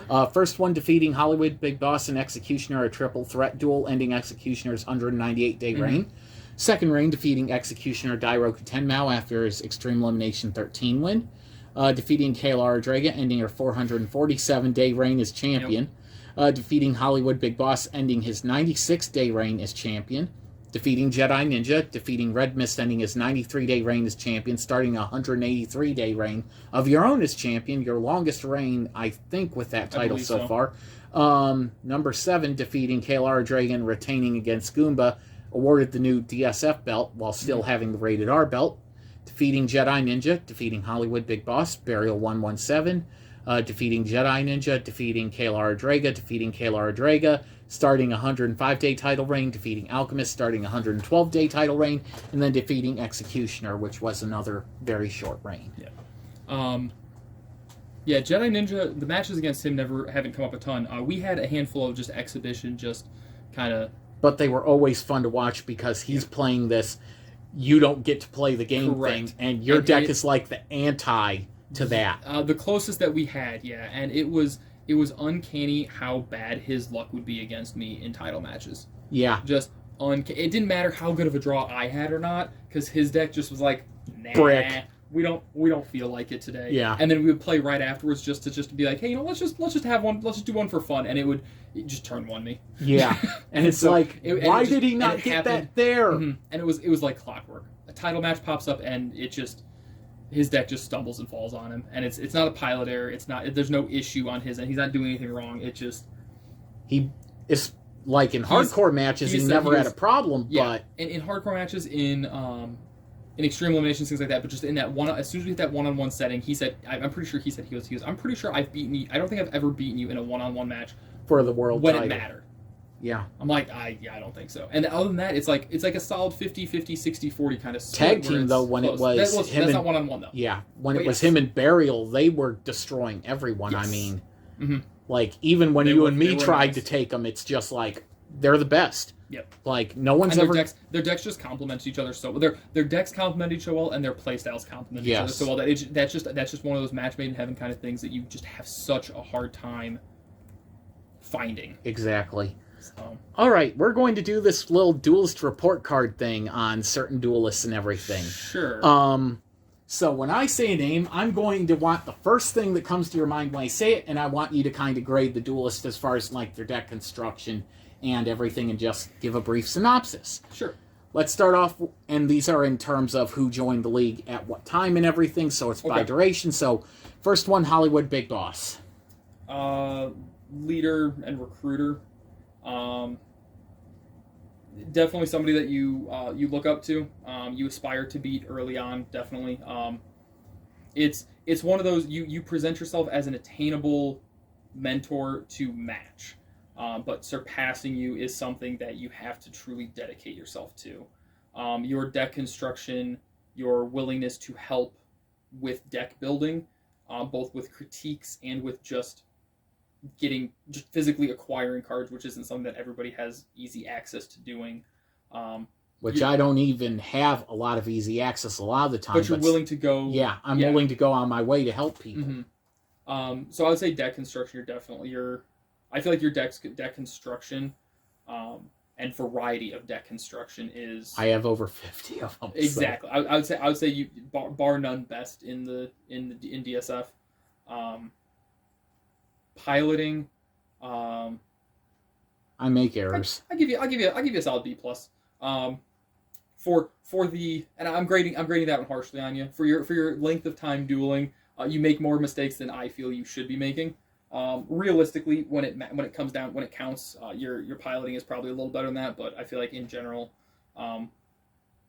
you catch yourself too, and you know you do it. It's not like you're like, oh man, I'm glad you pointed that out. You're like, you notice before anybody else has a chance to say anything. Because as soon as the duel's over, like as soon as the next turn goes, you're like, oh, I should have activated this card, and like nobody else even knows what the card is.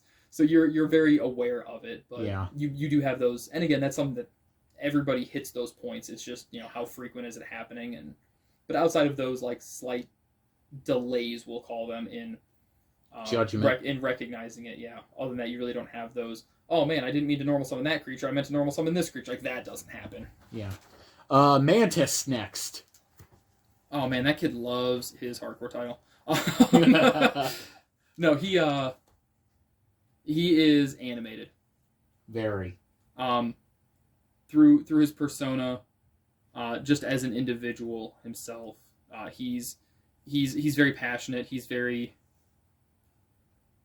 outgoing with friends, with those he's close to, and with those that he considers friends. He's very positive. He reached out to me and offered me help when I was at my lowest in a situation that I didn't expect from anybody, and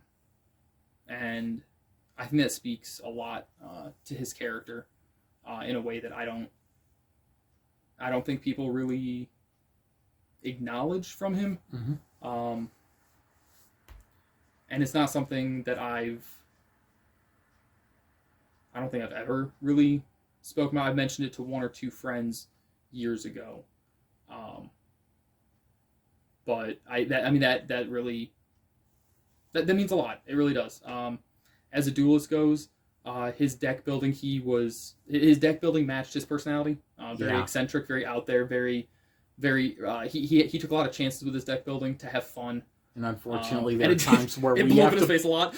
Unfortunately, we have to pull him back a lot of times to be like, you might have went too far here, because we can make this a little more realistic. But no, he was out there, he was having fun, and like I said, he loves his hardcore title. All right, Kalara Draga.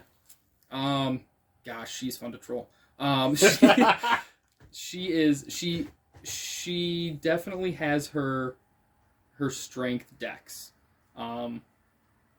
Her ability to pick up a new deck, I don't think I've seen her pick up a new deck and pilot it really.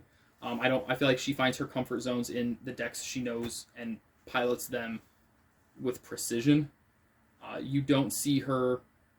You might see her set down a card, set a trap, and then and then be like, oh no, and immediately processes that. But she knows how her deck functions. She has she runs her 3-4 decks and she runs them with fish. I never truly graded Mantis. Oh, go ahead and grade. His dueling, I would give him B-. Deck building, I'm sorry for this one, Mantis, but I gotta give you a D+ on that one. Your deck building is just it's I love it. I absolutely adore the decks that you come up with and the ideas you come up with, but they don't work frequently enough. My one thing, but what about my deck building then? I said you were bar none. Sorry, okay. I guess A+. A+. Okay, but back to because you build enough decks and they all all. I guess we'll give you just an A, just because there are sometimes that some of the decks you build just don't function. Yeah. And but you go back to it and you make the adjustments that need to be made. Kalara Draga, I would say her deck building. I haven't seen. I'm under the impression that the deck building that she did have a lot of assistance in, so I feel like her deck building I've also probably put down in the C- range. Yeah. Again, she doesn't build a lot. No. She doesn't have to do a lot of adjusting to them. She does get a lot of help when she wants to work on a deck and everything, which is fair and everything. Yeah. Oh yeah, no. I'm not. If you need help building a deck, ask for help building a deck. There's no. But you gotta give someone credit for being like, I want to build this deck, but I don't know how to do it. I don't know what to do. You aren't building. You don't have that knowledge and that ability to build the deck then, and that's fine. Dueling. I'm gonna have to throw her at a B- as well. Her decks she pilots flawlessly, but a lot of that is just repetition of knowing what the cards do and exactly how they function together. Picking up a new deck with some cards that you tweaking decks and playing decks that you haven't played all the time is part of your ability as a duelist as well. And I think that just familiarity with the card isn't enough to be a dominant duelist. I get you. So Executioner Dairoku Tenmao. F's. No. That's a vendetta vote. You end my career, I give you F's. Similar boat for deck building. I know he's had a handful. He's done more, but I'd probably put him around a. I'd probably put him around a B-. He's had a handful of decks that, to my understanding, he was the one that was the driving force of building, and they function very well. He had a handful of other decks that he was the driving force of building, and they floundered. Duelist prowess. Where did I put you? I gave you a B. Yeah. B minus. Yeah. I definitely. I put him yeah. more. I put him. I just want to make sure I wasn't going crazy with it. I'm trying to think through like the prominent duelists that I've faced to see where I put him. I would probably put him at a B plus or an A minus. I'm sorry. And then as far as ruthless, I guess would be, as a duelist. As far as a duelist goes, he wants to win. Like, you could tell when he's, kind of relaxed, laid back playing. 100%. And you could tell when he's fucking serious and he is on. And it's like, you are screwed. And it's a different duel. And I've had both. I've had each of those duels happen, and it's when he's just kind of lax and hanging back, it doesn't feel like the challenge. At that point, he is a lower duelist. But I'm gonna when he's on and when he has a goal in mind, I'm giving him that A. I gotta give him that A minus for as far as being a duelist goes. He can also pick up a lot of different decks, I feel, and strategies. Yes. And he can pilot them within the efficient parameters that they're designed for. Mm-hmm. So, Lord Anubis. Gosh,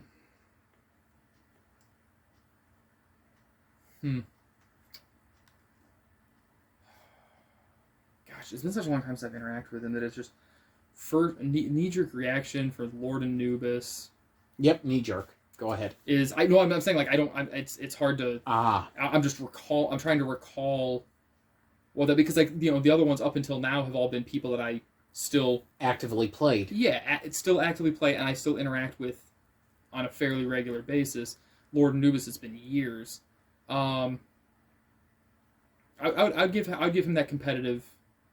I put him as competitive as well. I have no clue about his deck building because I don't know. At that point, I don't know who was building decks and who was getting help on decks, so I can't give an honest grade on that one. He built all of his decks by himself. Like, from my experience, okay. I did not like. Okay. I might have been like, "Hey, maybe you should change this card out for this." Sure. But that would be about as far as it would go. Every deck that he built for himself. Like, he had 6 or 7 different decks. Yeah. He only really played the Blue Eyes Exodia Harakathy deck, yeah. Which So that's that makes it hard for me to because that's the one I remembered seeing. Exactly. So it's hard to say. Do the other decks work? They did.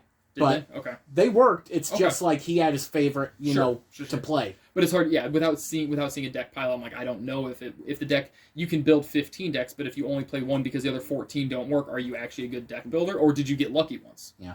So I'll put him at a solid B for deck building on that one. Dueling, he was young in his career. I got to put him up with execution on this one. Put him in that A minus B plus category. He was a very prominent duelist. He was very strong very early on, and he had a lot of growth potential, where he could have. I feel like he could have become even better than he was. Yeah. So. Ibn Masayo. I might have to bring up a picture of her so that way you know who I'm talking. I'm like, man, how many times have I dueled her? Mantis's ex-girlfriend and everything. Yeah, but I don't remember how many times I dueled her. I'm not quite sure.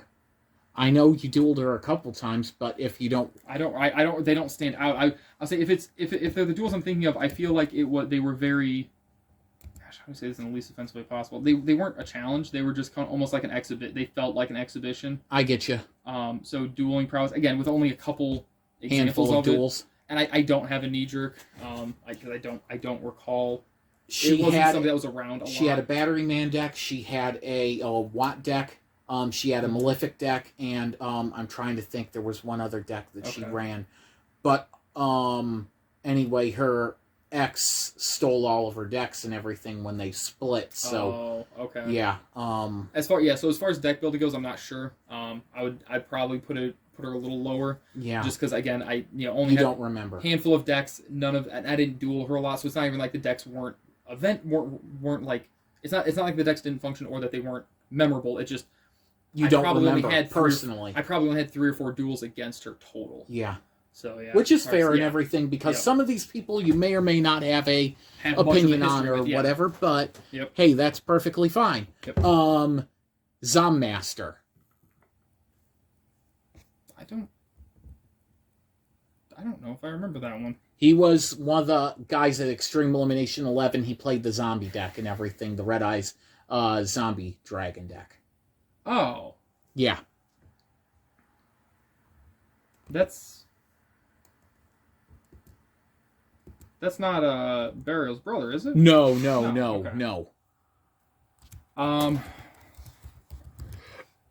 Okay. Okay. Gosh, I don't feel like I had a lot of. I don't have a good knee-jerk reaction here either. As far as the duels go, you only really had that one. And the deck didn't. That's not a good. That was not a good environment for that deck to exist in. Especially, unfortunately, because he didn't build the deck. At the time, he wasn't building his own deck. Someone else was building it for him, and yeah. And so, you just... if you can't grade, then that's fine. Like, I could give a grade, but it would be a real harsh grade for deck play, and the deck construction I can't even give him credit for, like you said. So you don't remember enough to give a grade. That's fine. The playing... The Duelist, I would give a lower grade for, just because like the deck just didn't do anything. But again, that was a terrible light for that deck to be shown in, because he didn't build it, and it's like, and that's just not where that deck isn't meant for extreme elimination. And not to mention the other thing is that the other guy built the deck deliberately to fail. So it's like, you can't knock someone on when they're set up to be screwed. Right. Exactly. Amon-Ra. He would have that Blue Eyes Galaxy Eyes deck, the Ojama deck, the Oh, he had the Ojama deck. Oh, he also had the Mermail, and there was one other gimmick puppet. So he was Jedi Ninja's tag team partner initially before there was a bad falling out because he got with Magnum TW's girlfriend when they were still dating, and Magnum TW is who I was thinking of. Yes. I just couldn't remember. There's just too many names that I just lose over the years. You're fine. So it's not something that I really got to know much personally. So again, knee-jerk reaction, I don't have much. Duelist.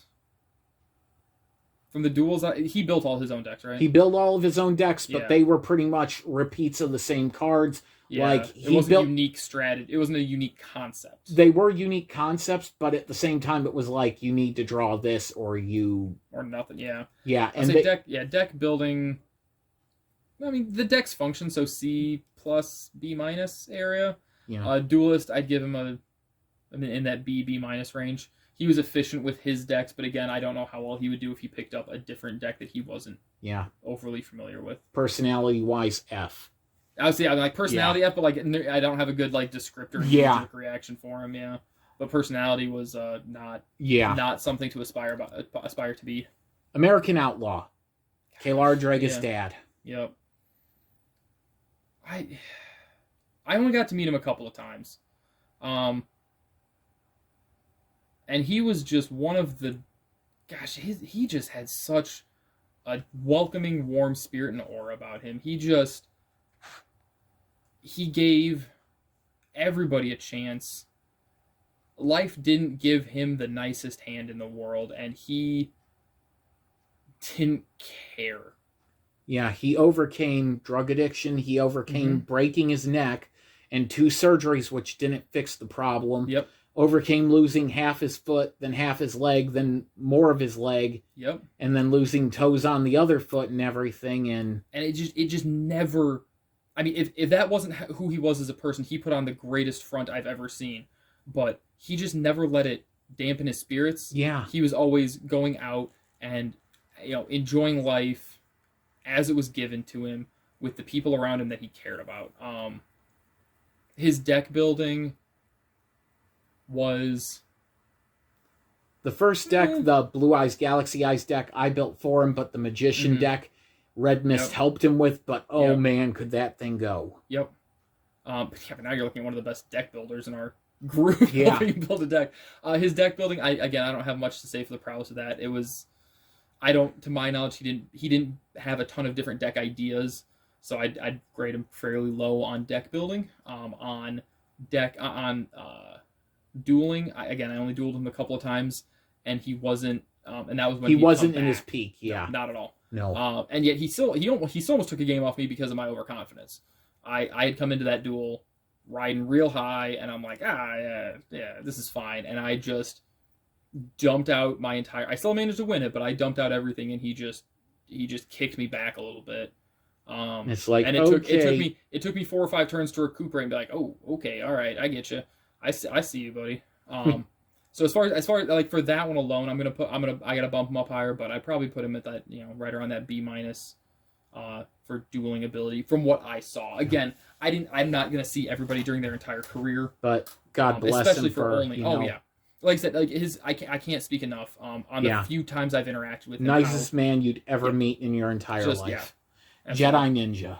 He's a dick. No, no, he's another fun loving, very laid back personality. One of my really good friends. He definitely had that fun. He wanted to have fun. He lashed onto the hardcore title as well. If you guys go and look at the records on almost that, 1,000 days with him. Because he lashed onto it and he built a deck that just didn't lose. He actually convinced me to build a deck to combat it, to where basically we just turned the hardcore title into a coin flip deck. Whoever went first won, and it was dumb. And then Matt told us to knock it off because it's like you actually have to play your turn. Yep. Play your turns. Okay, fine. How many title matches? 72. What are you talking about? You've been here for 3 minutes and we flipped the coin a lot. I don't know what you want. It's like, no, you actually have to draw a hand and play your turn. So for deck building, he didn't build a lot. So he built his Cyber Dragon deck, which was all right. The only problem with that one is he didn't pilot that one the best, because it's like he tried to pilot it too passively. When you're playing Cyber Dragons, it's smash the guy in the face as hard as you can all the time. Yeah, but that's not his play style though. Correct. That's not a deck building error. That's a play bad style match of his play style. Yeah. If anything, that'd be a piloting error, not a deck building. I'd probably give him a B for deck building, because when he built a deck that he wanted a deck, and he built a deck that he wanted to play, he built a deck that worked, very effective. But his ability to build all sorts of decks, not so much. Well, it's hard to say because he hasn't built that many. He hasn't tried that many times. As far as his ability to duel, probably put him in a B plus. Gotcha. B plus A minus area again. Kind of, one of the more, if he really put his mind to it, he would be one of the better ones. Magnum TW, Burial 117's brother. I built his deck. It was one of the few that he actually had. I think he only had 2 or 3. I don't remember him doing a whole lot of deck building. Down to earth, honest guy. Extremely loyal. It didn't take much for him to like. Once he liked you, he was there, and it didn't take much. Kind of guy who'd give you the shirt off his back if you were in trouble. Yep. Like, I cannot say a single bad thing about him. Nope. A ton of fun to be around. Dueling, it was more fun than competition for him. Yeah. So he's down in that, in that C range. And again, with deck building, I don't think he's done a whole lot of them, so I can't give him a good grade. I can't give him an accurate grade. Before he went in the military, he was a lot more intense. Like, he did have the world title for like 160 days over 3 reigns. Okay. But after he came back, he was a lot more, more relaxed and everything, not as intense and everything. Yep. He had hurt his ankle and everything. His dreams of being in the army was crushed. So yeah, he reassess your life and exactly. Yep. But hey, I was happy to have him there and everything. So yeah, definitely. But Burial 117, Lightsworn. Yeah, he's another fun one. Him and Jedi Ninja had just their personalities just bounce off each other so well. Another one, super nice guy. Very funny. Hard to make angry too. Yeah, hard to get on his bad side. I don't envy the person who manages to. Mantis. The amount of effort that would take is incredible. And the amount of anger that is going to be thrust at you is unfortunate. Yeah. Deck building, he had the lights where he had the red eyes deck as well, right? Yeah, he had that red eyes Lord of the Red deck, oh man, that thing was brutal. Off. And like I told him this to him, like, that deck build, I said to him that deck builds itself, and like I didn't fully mean that. Like, there's a solid, I would say 15 to 20 creatures or monsters that you're like, yep, these are going in. But yeah, I mean, he didn't build a ton of decks either. He had 5 or 6. This is coming from somebody who built like a total of, well, I built 2 decks, and one of them just got modified a ton over 10 years. Yeah. So it's effectively building, that deck has effectively been built 4 different times. So that's the basis for this. Yeah. But So deck building, I'd put him at, I'd probably put him around that, that B minus, C plus. Not all of his decks came into the limelight. I don't know if that was just because of playstyle preference or because they just weren't functioning properly, but I just kind of have to go off of that premise. Duelist, I'd put him at B. In a tag team, I'd put him higher. Yeah. In that tag team setting, him and Jedi Ninja were just unstoppable. They were untouchable. But yeah, say I as a standalone, put him in a nice solid B. All right, trash compactor. God, what a goofball. He really was. I look at his name. He genuinely a really good guy though. He very calm, deck building. I put him lower. He really didn't have a long tenure. He only had one deck. Yeah, well, technically two, because one he had. Well, did he have a regular deck, or was it just the hardcore? No, just the hardcore. It was just the hardcore, and he modeled it off of Jedi Ninjas. So old deck. So yeah, his old deck. Yeah, so I can't give him a whole lot of credit for the deck building because he just kind of. But he did it without any help from Jedi Ninja. Apparently, too. He rebuilt Jedi Ninja's old deck. I believe just looking through his old cards. Yeah, but the story I heard was he looked through his old cards, but like there was a section of like 33 cards that were his old deck. So a lot of the deck was just already in a stack together. Gotcha. So I can't give him too much credit for that. But again, he didn't try to build any other deck, so it's hard to say what his ability would have been. His ability to pilot that deck, again, excellent. Yeah, but like in a hardcore setting where you have 3 copies of everything, it's not difficult to pilot that deck either. So again, it's hard to say. I know his ability outside of that deck. From non-Yu-Gi-Oh, but I can't really grade based off of that. So all right, Cyber Phantom. We're getting to the newer group because next little bit, yeah. Gosh. So if you can't grade him, that's fine. Oh, Cyber Phantom. Yeah, guy with the walker and everything. Okay, yes. He has a Blue Eyes deck, a Dark Magician deck, a Hero deck, and then there's one other that he has. And he built all of them? Yes. Okay. I helped him with a little bit of it, but it was more or less just streamlining it and, because he wanted decks that can play in both formats. Sure. Yep. Which is a little bit, difficult, but not too bad, considering, changes in Konami's play style. Wait, both formats being hours and standard? Yeah. Oh, okay. I thought you were saying hours and hardcore. I'm like, that's easy. All of them. So deck construction, I don't have a ton on. Genuinely super nice guy, down to earth, very quiet and withdrawn. But he's super polite. I've bumped it. Very polite. I've bumped him to a handful of times over the last couple of years, non-dueling related, and he's super nice kid. His dueling, from what I recall, wasn't exceptional. So I got to put him down in that mid to high C. That didn't really see a whole lot of astounding dueling, but again, that doesn't mean there wasn't possibility and promise there for him.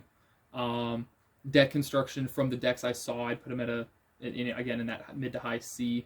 Mm-hmm. But again, I limited exposure to his deck, so I'm not sure. All right, Alchemist next. Again, just a fun-loving, easy to get along with guy. He's got that kind of personality that I don't understand how people can hate him. He takes criticism extremely well. And is equally willing to criticize when you screw up. Mm-hmm. In deck building purposes, like I said, that first deck, if it all was going off of was that first deck, he'd have a failing grade in deck construction. But he took that first deck, he took the advice and the recommendations that were given, and he slapped a banger of a deck together, followed by another banger and another banger, and they just keep. It's just been all bangers since. I could give him a grade now, and his career's far from over, and he's just going up. Yeah. Longest world title reign since mine. What's he at? In 05.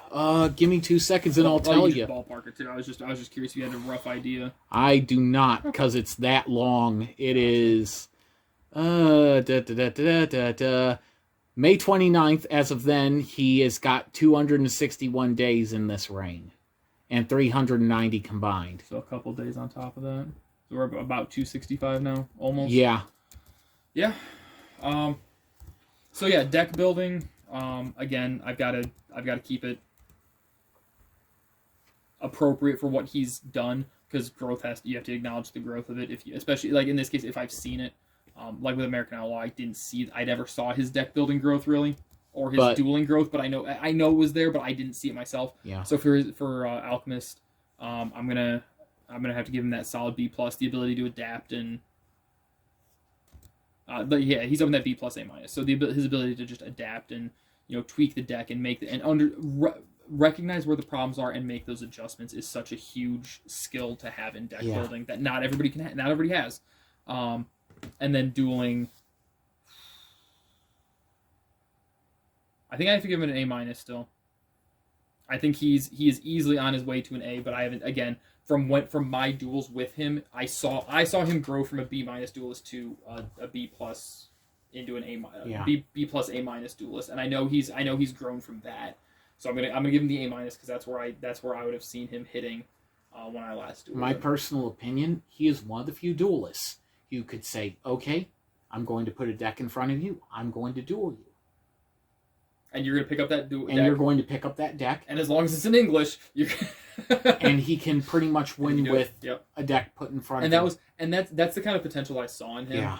But again, I haven't seen that. I never saw that kind of stuff happen. So. Right. One that you might not know about, so that's fine if you don't. Senix, Alchemist's current tag team partner. I know the name. I've never met him. Okay. I think I've met Senix. I don't think I've ever dueled Senix. Yeah. So. All right. But again, even the meeting's limited. Seems like a really nice person. Yeah. But again, real good guy, real good tag team partner for Alchemist. He runs a Cyber Dragon deck, Cyber Dragon Obelisk. It is very fun. Next one, Knights of Iowa. The only member you've met from them, Ren Hakusho.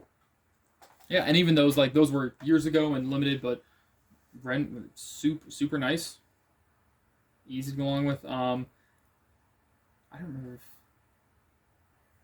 if did Ren build their own decks, or was that... Ren built his own decks. I helped a little bit. You did help? With, okay. Getting them a bit stronger. Did end up winning the world title after I worked on the Harpy deck and everything, which I didn't have to do a lot. It's just, okay, less copies of this, more copies of this that you have on hand. Put it together, and then... Yeah. Okay. And it worked.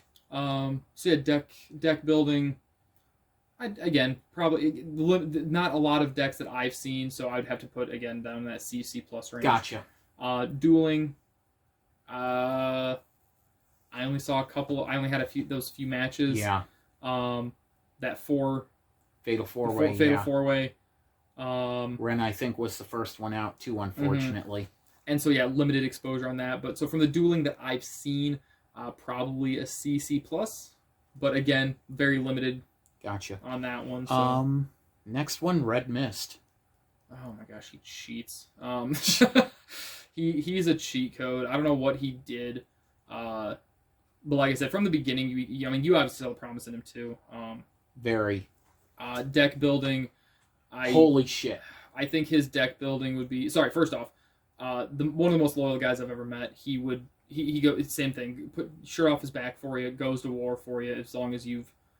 it doesn't. You don't have to jump through hoops for him, and you'll earn his respect, and he'll go to war for you. You just shouldn't go around and cross him then. Yeah, because then you'll be at war on the wrong side. Very. But deck building, I think I think you're the only one that I would say is a better deck builder than he is. And even then, I think that's questionable. Yeah, I'd rank him higher than me. Okay, that's where I'd be. I've seen a lot of his decks, and I've seen what's come out of them, but I've also seen what's come out of your decks and like how you think on things. So I'd say, like I said, I don't have a problem putting him as your equal, if not slightly better. As far as being a duelist goes, the ability to pick up those decks and use them. Once again, hand him a deck, he can pilot it. So he's got to be right up there in the A, in that A category with the best that have been through this. So. Red Baron, Blue Eyes, and DDD decks. That's it. Yep. Gosh, again, one of those souls that just like he when he finds somebody he likes, you're not losing that. Just a super down to earth, super nice guy. Little bit naive, unfortunately, at Sure. times. Sure. Easily led, which is sad, but you find you get the right people in your life, and that's not, yeah. Deck building, like you said, he only has the 2 decks. Yeah, that I know of. I think he had help with them. Okay. Don't quote me on that. So deck building, based off of, again, not knowing for sure, I can't give a good grade for deck building. For dueling prowess, you wrecked him. I mean, yeah, but I can't fail everybody because I wrecked them. That's not fair. What am I going to give 3 people Bs and everybody else failing grades? Come on now. Well, we had a couple back and forth, so you get a B. Like, no. I'd probably put him, in that mid to low C range. That's fair. Definitely a fun duelist, but again, a lot of potential, but it's like sure. when you take the wrong advice from the wrong people, it spoils yeah. that. Yep. Lord of Gehenna. Cubic deck. Cubic. Oh, right. Is that the only deck? The one that I remember. Yes, that's the one I remember. I think he's the one that moved out to like Nevada and stuff like that for a little bit, right? And he won that traditional format tournament that we had with those 2 decks as well. So as far as great, another one, super, great guy. Yeah, very great guy. I feel like we've kind of we aren't. The bad ones aren't sticking around long enough to make a list. Yeah. Like, he was good and everything. It's just like his life, took him on a different path. Absolutely. Deck building, I can't really speak too much on because he did all of his own decks, I believe. Okay. So yeah. Well, only seeing the one deck, I'll give you a B- for it. Deck functioned, and you knew how to pilot it. And then he dueled Executioner career versus career, and it didn't go so well for him. And that tends to be the wrong person to go career versus career with. Dueling, I put him, low B, high C as well. Mm-hmm. Didn't see a ton. I know early on I saw him more, but that was a while ago, and he was still growing. He saw a lot of growth at that point. That he had a lot of potential to go up. So, Shaggy 3D, he's grown a lot. Yes. Another one. Again, it's a broken record at this point, but another one of those, very nice, super loyal guys. Find a group and that he fits with, and he'll go with you. I haven't had a ton of duels. I've seen a handful of his duels. He has a lot of them on YouTube and everything too. And we were doing some video duels that I hopped in on and watched. I haven't had a ton. I don't think I've done any one-on-one duels with him. I think I've only had Extreme Eliminations. With him. So not a ton of personal. And again, Extreme Elimination unfortunately doesn't shed great light on any deck unless you specifically build it for a multiplayer format like that. And I don't know of anybody that has. Of course you did. Wow, yeah, I shouldn't even be surprised. So look at my main deck. It does all right in one-on-ones, but in multi-ways, it does tend to thrive. Because I think everybody kind of puts like a couple things in there that like this card is decent on one-on-one, but thrives in multi. Like I have a couple even in the deck that I was running that thrive in the multiplayer, and that's because I wanted to have some powerhouse cards for it. But anyways, with Shaggy, I've seen a lot of his growth because I remember when he came into Olney and when it was starting out with no real experience on him under his belt, and his decks at the time weren't good, and his dueling wasn't good, and he's like I said, he's grown a ton. He's one of the duelists I've seen a lot of progression come out of. He stepped up as a leader down in the Olney group. And what's a big thing when I go to him asking for deck advice too. Mm-hmm. So and that just shows that he's grown, and he's grown as a duelist, and he knows his craft. Yeah, he knows what's going on now. So as a deck builder, I'd probably put him in a B+. Again, not having seen a ton of his decks, that's more off of some of the growth that I've seen, and just kind of like having a range of an idea of where he'd be at. Dueling prowess, I haven't seen any of these duels recently. I'd have to put him probably around a B+ as well for dueling. Mm-hmm. Again, I know he's gotten better, and he's grown up to that point at least. He could have surpassed it by now, and I just haven't seen it. He's one of the few players who actually got cards banned because he found out combos that were just so ridiculous. So who's done it? I've done. Well, not that I discovered it, but I built a deck that did it. Yeah. I did it. Alchemist has done it. Oh, did he? Shaggy 3D has done it. What Yep. did Alchemist do? I missed that one. He did one with a bunch of negate cards piled in the deck, and it's just. And then Red Mist did it with the blue eyes nonsense. The one time that deck got to win. Well, it's been unbanned now, but the one time that deck got to win initially, he did it against me. I looked at the two of you and I said, "That's getting banned." And you being a non-executive, just a duelist in the group, for you to be like that's getting banned, no, and it to be banned. Like we're not dealing with that. That just shows how much power you had, because of your experience and everything else. You guys were all sitting there watching it happen, and you even said like, that's a problem. Happened one duel, okay, this might be a problem. Happened 2 duels in a row, yeah, it's a problem. Yeah, you need to see some repetition in it beforehand, but there's enough consistency in the deck that made it to where that was clearly the problem combo. It's not just that it's consistent, it's too consistent. Correct. Yep. And then last but not least, the name not on this list, Goomba. Guy who cheated against you, guy who did the whole cyberbullying disabled person. It's just like, I don't know where he's at in life now. I don't know what has same happened. Place, unfortunately. It's so unfortunate because there are so many possibilities. Everyone makes mistakes in life. Nobody has a flawless, perfect, picturesque life. We've all had issues. We've all done things that we aren't proud of. But you have to be able to learn from them and grow from them and develop yourself and those around you. You don't have to learn from your mistakes. You should. You can learn from those around you's mistakes, but you have to grow and develop from it. You can't just keep dwelling on. You can't just acknowledge that there's something bad happening and then just be like, oh well, I know it's happening. No, you have to change it. And want to change. And from what I'm hearing, he doesn't. These things happened, and those aren't good qualities to have in dueling or in life.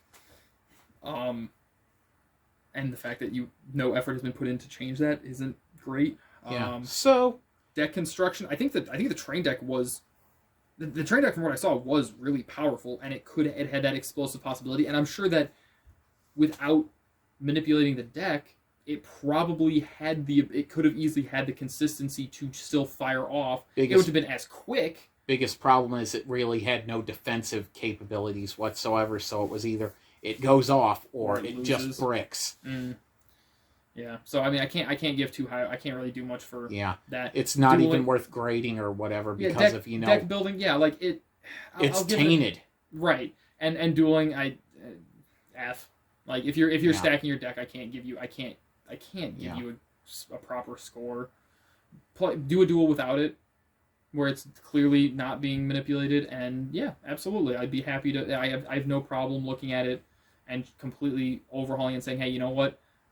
I gave a previous score based off of very skewed information, and if I saw it, give me some duels that's not the case, and absolutely, I'll take a look. I'm not running through this. This is just me and my opinion and my retrospective over the time that I spent in DSF, but I can't give an opinion on something that I haven't seen it when all I've seen is tainted duels. So that's what I have to give an opinion off of. And cheating isn't winning. Cheating is cheating. You don't get to pass for that. And is there anything you'd like to finish up this interview with, Savaril? I would like to see Alchemist. So one thing you didn't ask me, and I'm a little hurt. You didn't ask me to grade myself. Well, if you want to grade yourself, go ahead. You might be your harshest critic. No, I welcome the competition, but I think that the accolades, the time I've spent in the Duelist League, go to show that at this time at least, I am the clear front runner as A+ for dueling. Deck building, I've got to put myself up there some as well, in that B+, maybe B+, probably at least up into A- category. I didn't have a lot of decks. I feel like I fit that criteria that you were saying of you give me a deck and I can pilot it within what's intended. What I did with my main deck for the better part of a decade. Yeah. I never built new decks because I didn't need to, because I just made tweaks to the existing. And there were times that I would be like, here, duel with this, and you would end up winning with it. Yeah, I'd pick it up and duel it. And I've done that in other games too, where I've picked up a deck and I've played it, and the person who built the deck watched me pilot it and went, I didn't realize that combo existed. and they built the deck. And so that's I've got to give myself some edge on that. I think they're definitely better, like I said. And I've actually seen you do that too, so it's like I can't be like, hey, you're bullshitting here because you're not. Yeah, and that goes to ability to pilot a deck. And that's why I have to give myself, like, I don't like bragging. I don't like tooting my own horn on that, but like I do have to. Yeah, I do have, but I'm gonna power through. I do have to give myself the score on that one for being, in my opinion, and being the best duelist. And anytime, and when I'm back in the area and when I'm visiting and stuff, and people want to do video duels still, hey, it won't be for a title. You just want to, you just want to take a flex and see what you got. Hey, we'll work something out. And I welcome the competition. And honestly, if I'm being 100% honest here, I want to see where Alchemist goes in this. I think that I genuinely see a lot of myself in him, and his current world record range shows it. He's got what it takes. And if he sticks it out, I would not be surprised if he's the one that overthrows my total reigns as world champion. You think he'll do it in less reigns than you did, or? Well, if you guys don't give him a challenge, yeah. Have you 260 days? You kidding me? You guys aren't putting up any kind of competition on this. Oh, trust me, I've thrown. There have been duels where I knocked him down to 100, and he managed to survive. He's on 2 reigns. He's on his second reign, right? No. He is on. Let me pull it up here. I thought he said it was on his second. No. You just pulled it out of the list. Yep, I just did. Alchemist. He is on 5. Okay. At 390. Yeah. Well, I mean, if he has another reign like this, I think he does it in fewer. I think it'll be close. I don't know if he'll do it in fewer. But I think he'll do it. I think it'll be close. I think the quality of competition, not the quality of competition, I think the variety of competition has dwindled currently, and so he's. Mm-hmm. I don't want to. Again, I just said I think he's the one to take it from me. I think it's well deserved if he does, if and when he does.